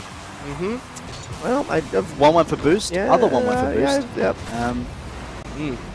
I don't know where Crazy was going, and I have no idea where Alexa was to begin with. Yep. To see a goal sparse with defenders, really. Wait, no, is sparsing lots or none? Sparse is few. None, few. Right? No, it's few. Yeah, okay. To see a goal sparse with defenders is a heartbreaking sight, and to have that shot in and closed out in a game that is this important for Team Bliss, I mean, I It was have a to question what's going on. What's going on is what I was talking about before. Trust in the defense to make the play. They were sending everyone forward. They were going to be looking to force either a 3v1 or a 3v2 situation and find a quick goal. Like, that's what was happening. It was a counterattacking play without the counterattack, and it leads to an open net the other way. And if we go back to the ball bouncing from the, if we go back to what I said at the start of game number 1, remember I did say if Team Bliss is going to play a counterattacking style, we're going to see some open nets come through. I still think it's the best approach, but you have to be prepared to kind of handle the mistakes. That's a pass underneath to Mace, 3-1. And that is projected into the enemy goal. Look at that. It comes down and it just gets fired into the top left. Perfect placement. That's where you want to put a ball, and that's where the ball was put, as Gamers Ground have now given themselves a 2-goal lead. I will echo Max's words. A 2-goal lead is the dangerous lead to have in football. It is dangerous, but to quickly go back to that goal as well, remember how I was talking about like what makes those types of pass plays so effective is you don't know where the attacker is coming from? That one in particular was vicious because Mace came from their own back corner, and I find that kind of funny because there's a couple players who are notorious for doing that at the RLCS level, one of which is the now retired CJ, who is like the head and president and founding member and only member of the TK fan club because no one else is as devoted as he is. So to see, TK a part of a play like that, I don't know. I see the connections there. Either way, though, TGG, 2 goals up, 2 minutes left. Action's going to be heating up right now because Team Bliss, I'm looking towards Lush. Came up big earlier in this series, is going to need to come up big again to keep Bliss alive. That's right. If they don't find 2 goals in the next 1 minute and 45 seconds, then they are done with this tournament. TGG are going to take away the victory, so Team Bliss are at death's door right now. That demo comes through, maybe leading someone to death's door a little bit sooner. Oh. It's going to get almost pinched in to the back of that net, but now it's a chance for Team Bliss to try to push it back. Only one defender deflecting the ball off the goal as Team Bliss keep shoving the ball up. It's right in front of the goal, and it is not blocked at all as Lush picks up the deflection and closes it out to bring it to a 1-goal game. Yeah, I thought it was a bit too powerful of a defensive touch. The waterfall prepared for it. Waterfalls used to be so dangerous 2-3 years ago, but a lot of defenses have been able to recover for them. What TK was not expecting was Lush to go for the dunk right there. Huge play from Lush. Exactly what I was talking about before. Lush has to be the player to rise. Is starting to do so again. TK, a chance to end it. Won't get the double touch. Crazy runs interference. Cannot put the nail in the coffin, and now Team Bliss are crawling out of it. They are ready to come back to life, and they are full of that spark. They found one, and you can just feel how desperate they are for another one through the screen. Look at their cams. Look at the passion these guys are feeling right now. I'm on the edge of my seat right now. I'm standing up. Yeah. But It's getting tight. It's getting close. I mean, we even saw like a helicopter reset attempt. Knick-knack shot will be safe, but it's the follow-up touch that's dangerous. Yeah. Alexa still is there, and TK steps a little too far forward. Gets demoed now. Lush, a chance to put it away. The team is there. The shot is good, and we are tied with 31 seconds to go. Crazy, you madman! Found another one with 30 seconds left on the clock in a goal that should have almost been guaranteed. The guardian angel of Alexa has set up some of the most beautiful team play I've ever contributed. It feels like when I'm in PE class and the teacher says you have to pass the ball to everyone before you can score. That's what I just witnessed as Lush is going for another one off the backboard. Now both of these teams, they do not want to let this go into overtime. No. They want to shut it down now as Team Bliss are at 1v1. TK versus Lush. Early flank. TK wins it out.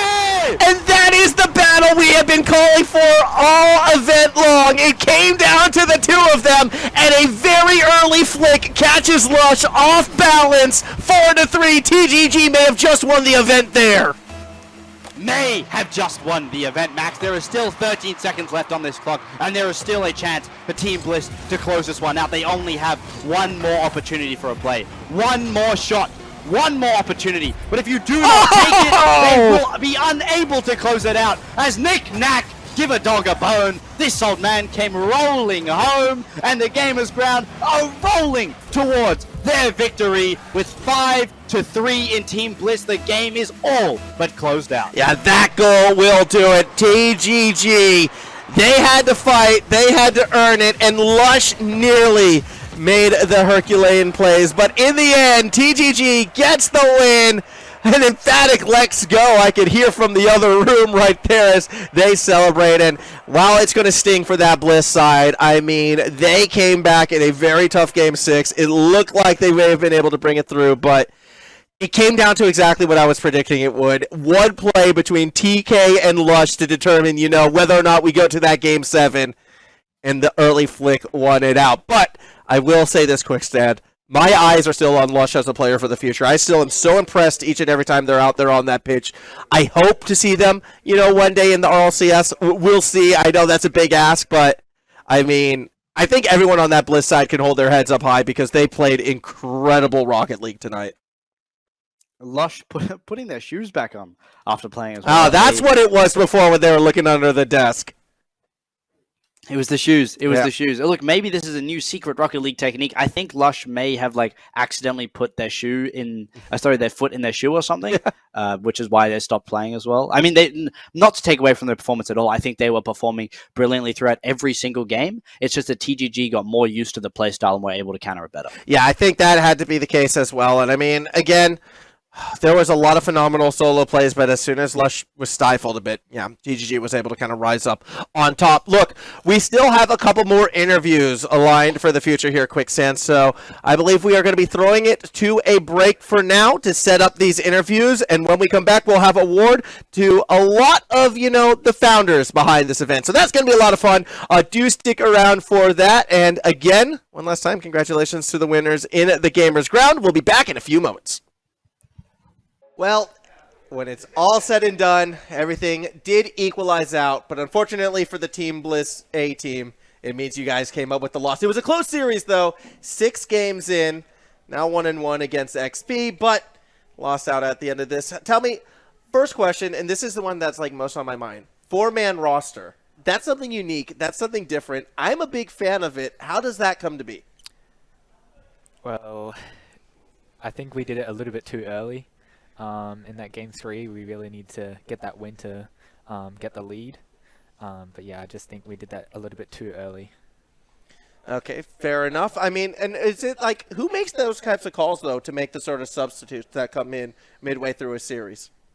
I think we all did kind of. Yep.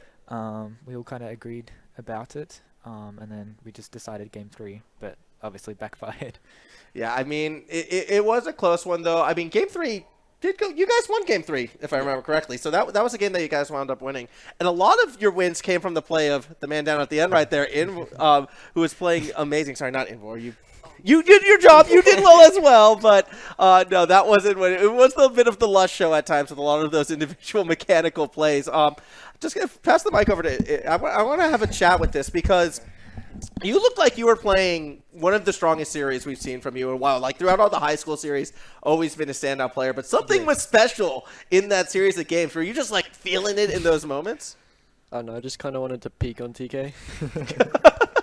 Well, do you feel like you did, though, despite the loss? Yeah. But I still love TK. I mean, now I'm going to have to ask a little bit of a mean question. Do you still feel like you did when the game-winning goal went right over the top of you in Game 6? Yeah, I still love TK. Okay. Oh, well, that's good then. So love's still there all around. I mean, it was exciting, though. You guys, I could hear the cheers from the room next door every time you got one of those late equalizing goals, particularly in that last game. Could you hear the crowd as well? Was it something that was kind of inspiring you guys as you were playing? Yeah, it was. Sick. So raise of hands then for the camera. Who here actually has friends and families that was actually watching along? I'm your friend, so I'll raise a hand for you. There we go. Yeah, so we did have the home crowd there coming along with, and I'm sure that support was absolutely felt. Is there any sort of special message you'd like to kind of say to them? And we can kind of pass the mic down for this, for the people who were here. Just okay. Start. Yeah. Well, first of all, to the school, the program of excellence with esports. It's really good. It allows us to play in lots of different esports games. So there's a large variety. You can fix the headset. There we go. It wasn't working. Yeah, I wonder why. Next, probably friends and family for encouraging and helping us along and getting us to events and stuff. That's a huge help. Yeah, sick. So that's good to hear. What is the future? What is the future for you guys now that this event is done? Are we going to be seeing a similar roster up next season for the clubs? I mentioned RLCS with you guys at the start. I still want to see you at least trying to qualify down there. Is that something that's going to be in the future for you as players? Well, hopefully we'll try and get into RLCS or at least compete in it. But also hopefully we're back at here for season 2. Yeah. And just hanging out at the Team Bliss HQ regardless? Yeah. Yeah, it's a pretty sick place. Look, we're going to be going to a break, and then we'll have a word with our winners. And by break, I mean, throwing it over to Quicksand to flounder on his own and have fun with that. But yeah, we're going to set up an interview with the TGG team, and when we come back, we'll have the interview with them. It is such an honor to be known as a break by you, Max. It just melts my heart. But regardless, while we're here, I'm going to give a big congratulations as well to TGG for finishing that one off. But I echo Max's regards to the same with Team Bliss, as they put on such a fantastic show, such a fantastic performance. So especially for some of those players to go on, play in the RLCS, which is such a big competition, to know that these guys are so close to it. I mean, they truly do deserve to practice, work harder, and I just know how close they are. So maybe losing this competition is the fuel to the flame that these guys need to close things out. Besides that, the spider that lives on my microphone has finally decided to turn up. He's right there. I still haven't figured out a name for him, but we'll get there. He's been crawling down and bothering me throughout the cast. It almost landed on my hand a couple times while I was walking around. So please let me know if you figured out a name. Regardless, we do have our winners coming up, preparing for their interview now, and they have been a fantastic team to watch. Such a poetic ending to the game, me and Max mentioned, as well as we saw Max talking to Team Bliss about it, was just seeing the flick over the top as a goal to close out the game from the two players who performed the best. I mean, what more can you ask for? What a great way to finish off the series. And as TGG starts to prepare, again, you have to look towards RLCS futures for a lot of these guys. I mean, we saw with TK that TK is already a top 8 RLCS player. We've heard Max mention it a lot of times, and Max is an RLCS caster, so he's seen these players come through time and time again with all these skills, all these tactics. I'm not surprised that TK was the one to close it out and put on such a performance. We heard from TK's other teammates that TK was the center of the team. Everyone else was trying to look towards TK to play the ball to him, to set it up, and TK clearly showed for that. I think every single time TK was in the sky, whether on or off the ball, whether shooting or playing for the team, it still set up a great opportunity. So TK, I mean, I think it's not difficult to figure out who my MVP was for the night, but TK absolutely, I think, will take it away from me. In the meantime, I would like to thank for one last time our sponsors for putting on such a fantastic performance for the XP Club Championships. That's right, Computer Alliance being technology providers to help produce all of our online and live events. And along with that, Mobius for TGG's in-house monitors and partners competing from the University of Queensland. So big shout out to those guys for putting on and helping us put on such a fantastic show. From here, we will get the chance to talk to some of the TGG members, as I was talking about. They're now shuffling their way on over to the couch. And you know what? I am so happy for these guys that they get those family members, those friends supporting them, watching them. And I think TGG, as they get there, look, a lot of players who get through this may not be the most comfortable on couch, but the fact that they can turn up in front of their family like this and in front of an audience like this to present how they feel, because finishing this off, you must be shaking. I would be so excited. So let's hear how excited these guys are and what they thought about during their games with Max on our wonderful interview couch now. I feel like we just heard some sort of Shakespearean soliloquy over there, right there. But we are back on the couch. Thank you very much, Quicksand. And yes, we do have the winners of the event. It is the team representing TGG. And I mean, first of all, congratulations, you guys. You got your redemption from that week 1 loss. How does it feel to be standing, alone atop the champions of this whole event? It feels good. After losing the first game, we were a bit bummed out, but we knew we could beat them. Just sort of took a step back and figured out what game plan to sort of undertake and do it on game day. Excellent. I mean, you did come through on game day, although game 1, looked super solid. Then games 2 and 3, it got a little bit spicy right there. Lush was starting to perform, was finding gaps in your defense. Was that something you expected? Was Lush a player that was on your radar, or did it catch you guys off guard? Oh, definitely, but I think we were just providing some false hope for the other team to make a decent comeback. And With the parents here! Watching the interview! No, I'm kidding. But no, they played extremely well, and we were worried during that series, so it was good. So, something that I always find interesting is the inclusion of a sub and how it changes how a team looks and then forcing you guys to react. And we saw your opponents do that. Like, was that change of Invor coming in for Alexa something that, physically made you have to change your playstyle as well, or did you stick with your own game plan throughout? I think, to be honest, we thought that the sub out would make them play a bit worse, so we started to I guess disrespect them a bit. But both of those players are still very capable, and they still showed up really well. All right, now I'm going to go a little bit into just a couple individual questions. Starting with you, TK. You're here. Smallest member on the team, but the most competitive experience by a rather large margin. Do you sort of wind up now in a sort of a coaching role in this squad? Like, are you, helping provide instructions, and are you able to sort of garner that respect in the team? Yeah, Nick and Mason, they get a bit shaky, so I just try and keep them locked in, and sort of just give them game tips as well, and just stay calm, because it does get a bit shaky when we're on the stage. Well, they were able to stay calm. Can someone pass the microphone to Mace, actually? Because I have a question for you. At the start, as you're putting it on. Oh, no, it's fine. They just rotate over.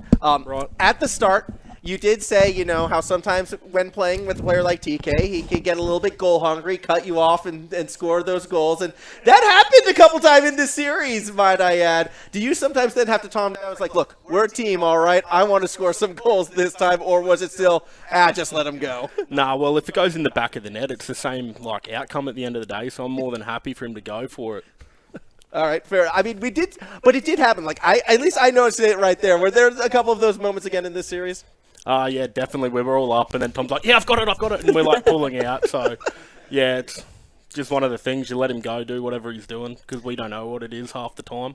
But at that same token, you did get a couple big goals in yourself that series, and it felt like, more so than what we saw in the group stage, actually, it felt like you were able to perform today and get some points in, in a way that you would be happy with. Yeah, it wasn't too bad. I got a couple good skimmers, which was set up by Tom too. So, he's still the man of the play. So I just happened to bury it in the back of the net. So then when I say that you deserve MVP, are you going to just veto that and say it goes right back over? Oh, pretty much. He carried us the whole way, so I reckon it should go to Tom. All right, fair enough. We'll give it back to Tom. That Quicksand was right.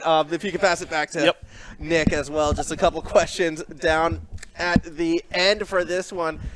You also, had more moments to shine in this game as well, but it felt like you were more in that sort of team player role in some key moments. Is that a role you're comfortable with, maybe more in the third man, or is it just yeah, definitely support role, especially with TK on the team. I'd rather him just have the ball. Okay, so look, we all know TK was the main character on this team. I get it. Yeah. I'm trying to help you guys out, but no, I can't. CJ's right. TK, star of every team that they're. Is this what you do with the lurkers as well? By the way, is that outcome? Walcott and Lurky, you guys are not going to have to play around me because I did that with these ones, or? I mean, Walcott did kind of teach me how to take that. Step up role, but yeah, definitely. That's how I like to play. Now, is Walcott in trouble of losing his spot perhaps to one of these two, or is Lurky in trouble of losing their spot? Are we going to be moving this into that RLCS level? Nick and Mace definitely have potential to steal a spot on the lurkers. No, Faith doesn't think I have potential though, so shout out to Faith. It's kind of dog, but yeah. Yeah, fair enough. Last question, though, about your opponents. Team Bliss, obviously, they did take a couple games off you. I think, shocked you in particular. Lush, I thought, was playing incredibly well. You said you've known him before. Do you see any players on that team, I think, with RLCS aspirations that think they could possibly start to compete, at the very least, at the bubble scene, and then start to push up from there? I think Lush especially, he takes people by surprise a lot. I know I did not expect him to do some of the things he did today, but he really took me by surprise, and I think he could do really well in the bubble scene. Excellent. And last question before I send it off. Similar question as before. Anyone you guys want to thank to help you for this victory, be it other teammates or people watching along? Any? Yeah, thanks, TK. I mean, the man's right there, Slendy, the hype man. Yeah, Slendy. Yeah. Slendy, and there's also another one, Coach Katut and Rajesha. And I'd like to shout out my girl Karma. She's my number one inspiration to this. I can't. I'm hoping that got picked up on the microphone. Right there. I'm not re-saying it, man. Come on, give me a break. Shout out to the special someone outside. Look, and I actually, real quick as well, if we're going to do shout outs, I'm going to take one on my own. Shout out to CJ. You might be going to the major, but I got to hang out with TK, so I know you're jealous in that. We're going to be throwing it back right now over to Quicksand, and when we come back, we'll have a word with the owners of these clubs. And one last time, congratulations. Quicksand, take us away. Thank you, Max. It's good to be back here again. Welcome to my humble abode here in our peaceful break time while we get the next interview ready. I'll give you a quick tour. I've got my squat rack. I've got my books for when I'm reading. I've got my little hat for when it's sunny and my jacket for when it's cold.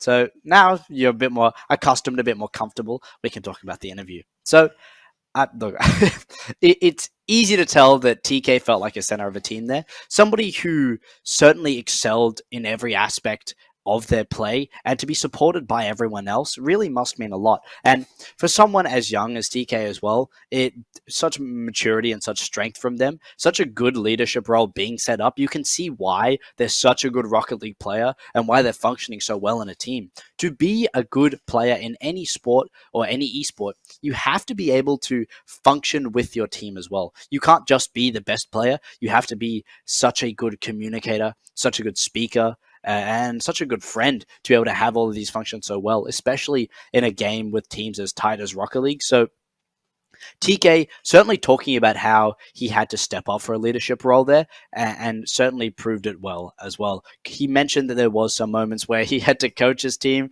and everyone got a little bit shaky.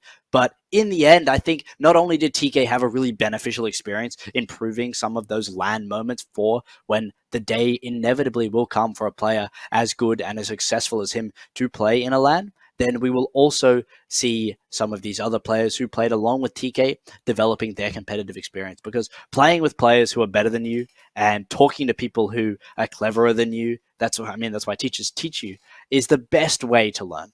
So TK has made a massive impact on this team, and it's quite wonderful to see the friendship between TK and Lush go on as well. They mentioned they knew each other, so TK talking about the opportunities, the potential that Lush has to get back into the Rocket League, the RLCS scene, into that bubble scene to start things off.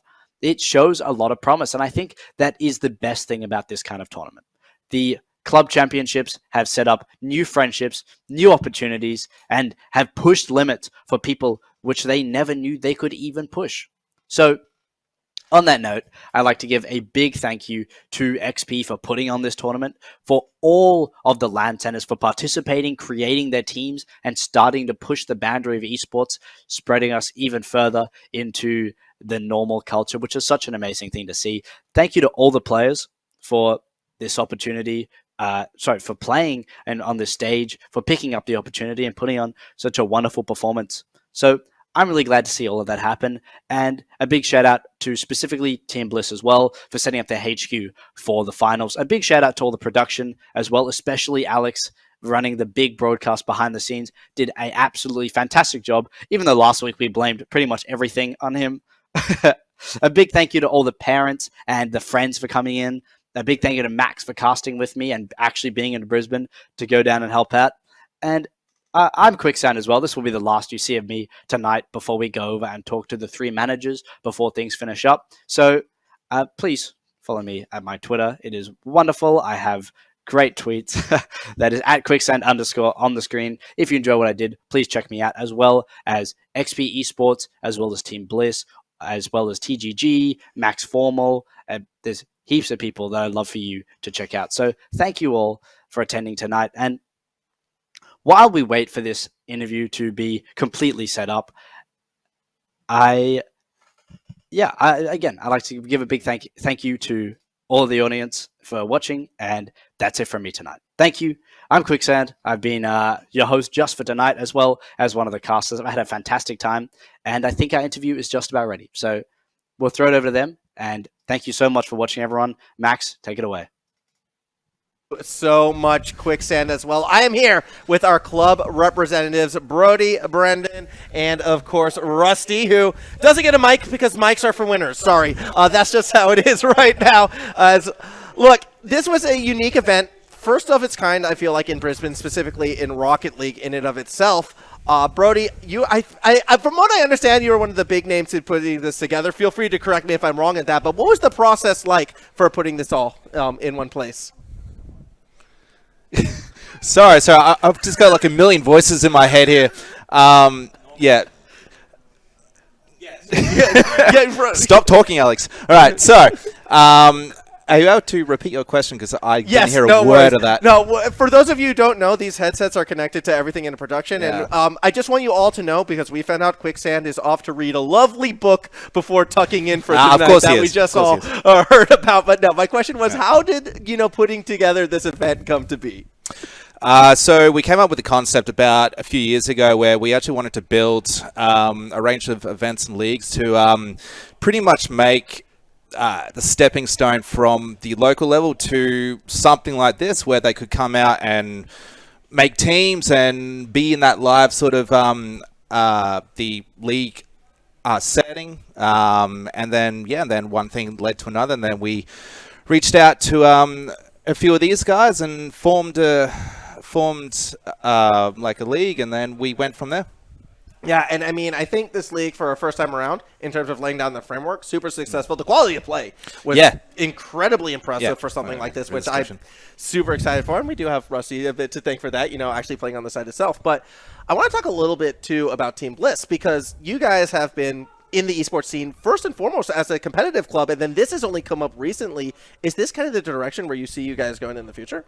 Yeah, well, initially we made our HQ as a place for our teams to sort of boot camp, but then we realized we had sort of this unutilized space, and we sort of had a little bit of a talk about sort of what we wanted to contribute to the esports space, and we really think, having a place to support grassroots esports where we can sort of teach sustainable gaming and things like that with all our family programs and things like that is really important. So yeah, this is pretty much the first line. It's actually the stage has been used to its like initial potential. That so it's kind of a great night for me to see it sort of come to fruition. So, and you have like an amazing couch too. Yes. Yeah, Thank you. I have been waiting so long to conduct interviews on a proper couch like this instead of that stool. That was hey, that was a good stool. I'm not going to knock the stool, but I guess, and then for the third club joining in as well for VR. I know I'll give you the microphone eventually. How does it kind of feel? Because again, like as well, you guys kind of newer, I suppose, to the esports scene in and of itself, but was still invited to come along and compete. What does it mean for you to sort of be extended that invitation and to like put your name in that same hat? As far as it goes, just get nice and comfy. There we go. Much nicer. We're actually ecstatic that Brody actually reached out to us as well to compete in this competition. It's something that we were looking at doing anyway in the area, and having somebody that's pretty much already pre-established in the area helping us out, putting us in the right direction, and basically giving us a kick in the ass to make sure it's going the right way. Nice. In the earth.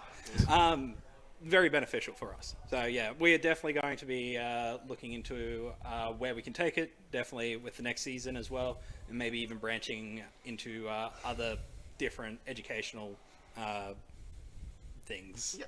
I mean, education is always, I think, going to be an important stance today. I'm just going to hold it like this for the time being. Especially, with the amount of high schoolers that were competing in this event. And back again to you, Brendan, with Team Bliss, because you had pretty much all high school teams. Was that a intentional decision-making, or was it just something that worked out? Yeah, it was definitely a conscious decision on our end, sort of, much like Brody said earlier, we've always liked the idea of sort of having a pathway to sort of facilitate from high school esports to semi-pro to pro. So it just made sense to us to draft our teams from local high schools that were already competing in esports.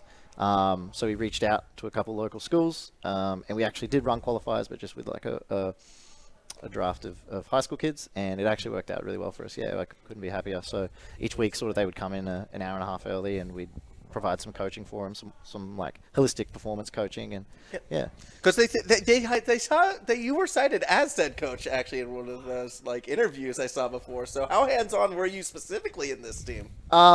Yeah, I provided all the coaching sort of things. So I mean, I don't know how good I was. I think that's what we should do next season. Actually, they won Div-2. I mean, it felt rude to win both of them. I'm not saying this as a call-out, but I know Brody wasn't the coach of the TGG side, so it's all them. It's all them. Yeah, all them. Look, performance coaching. Yeah, I was pretty hands-on, but sort of in-game coaching, I'm only like champ 3, so not much I could teach these boys. What rank are you again? Let's not talk about that. All right, no, this is just to confirm. I believe you're probably the highest ranked on this couch right now. Yeah, right? yeah. Like, I think I peaked GC1. One time. Yeah, I think you'd be qualified in that one. Going back to you though, Brody. Though, where do you sort of see this event evolving from here? Because I know this was only step one. Yeah, so we have big plans for next year. We do want to expand it around the country. So like any centers out there that are watching or that have seen our rounds, it's best just to get into contact with us, and then we can see how you can join up for season 2, which will be beginning February of next year. When do registrations close for that? They will open at probably the start of Feb. Then we'll launch the season at the end of February next year. Yeah. All right. And for now, is it still going to be Rocket League or? Can't divulge a lot. There are a few games and a few unique games that we actually do want to bring. But yeah, we definitely want to expand on what we want to offer, and then we will take it from there. We obviously will bring back Rocket League, so we can bring back all these the wonderful teams that we've had here, and then we'll expand on that. Excellent stuff. So on that note, I do think it is time to sign off for tonight. It's been an amazing event, an amazing month of esports, grassroots esports growing. When again, still blows my mind the quality of play that we saw throughout this event from all 3 of the teams. Yes, all 3. Hey, you were able to take games off of both the teams that wound up winning in the end. So So you know what? It was a high-level event, and hopefully I'm excited for it. Continuing it in February. Personally, can't wait. So until then, have a great night, everybody, and we'll see you around.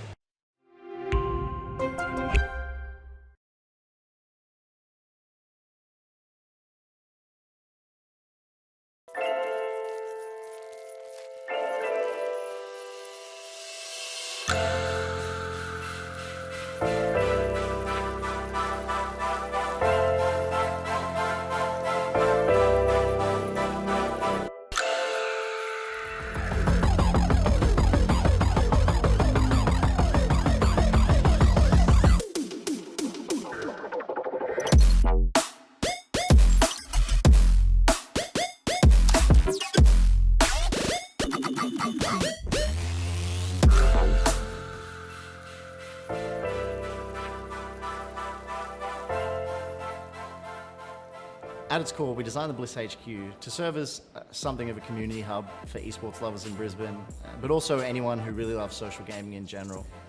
We also want to facilitate as many community projects as we can in our space.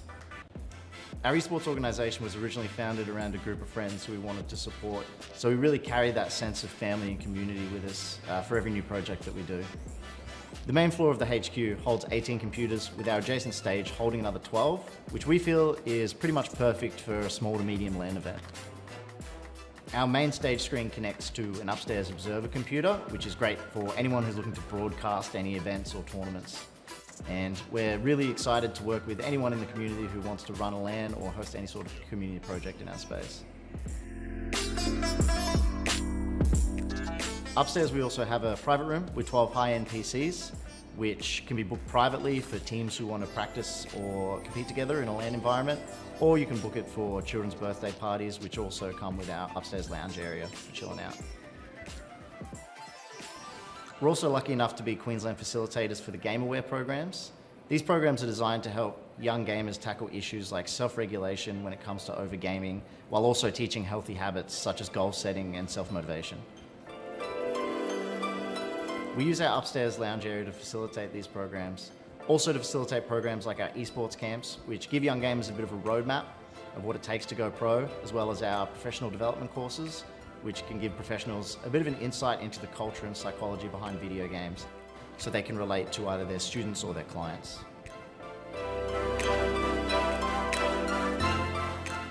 The best part of the upstairs lounge area in my mind is how modular it is. When we're not running our classes, it transforms into sort of a chill out area with lounges and beanbags, but can also be used for such things as social gaming nights like Dungeons and Dragons or even Magic the Gathering events. The lounge space can be booked in conjunction with our private room if you're having a birthday party for young gamers, or just by itself if you're looking to host some sort of social gaming night for you and your friends. At the end of the day, everyone here at the Bliss HQ is ready to help facilitate any awesome community ideas you guys might have, whether it be LAN events, weekly leagues, or social gaming nights.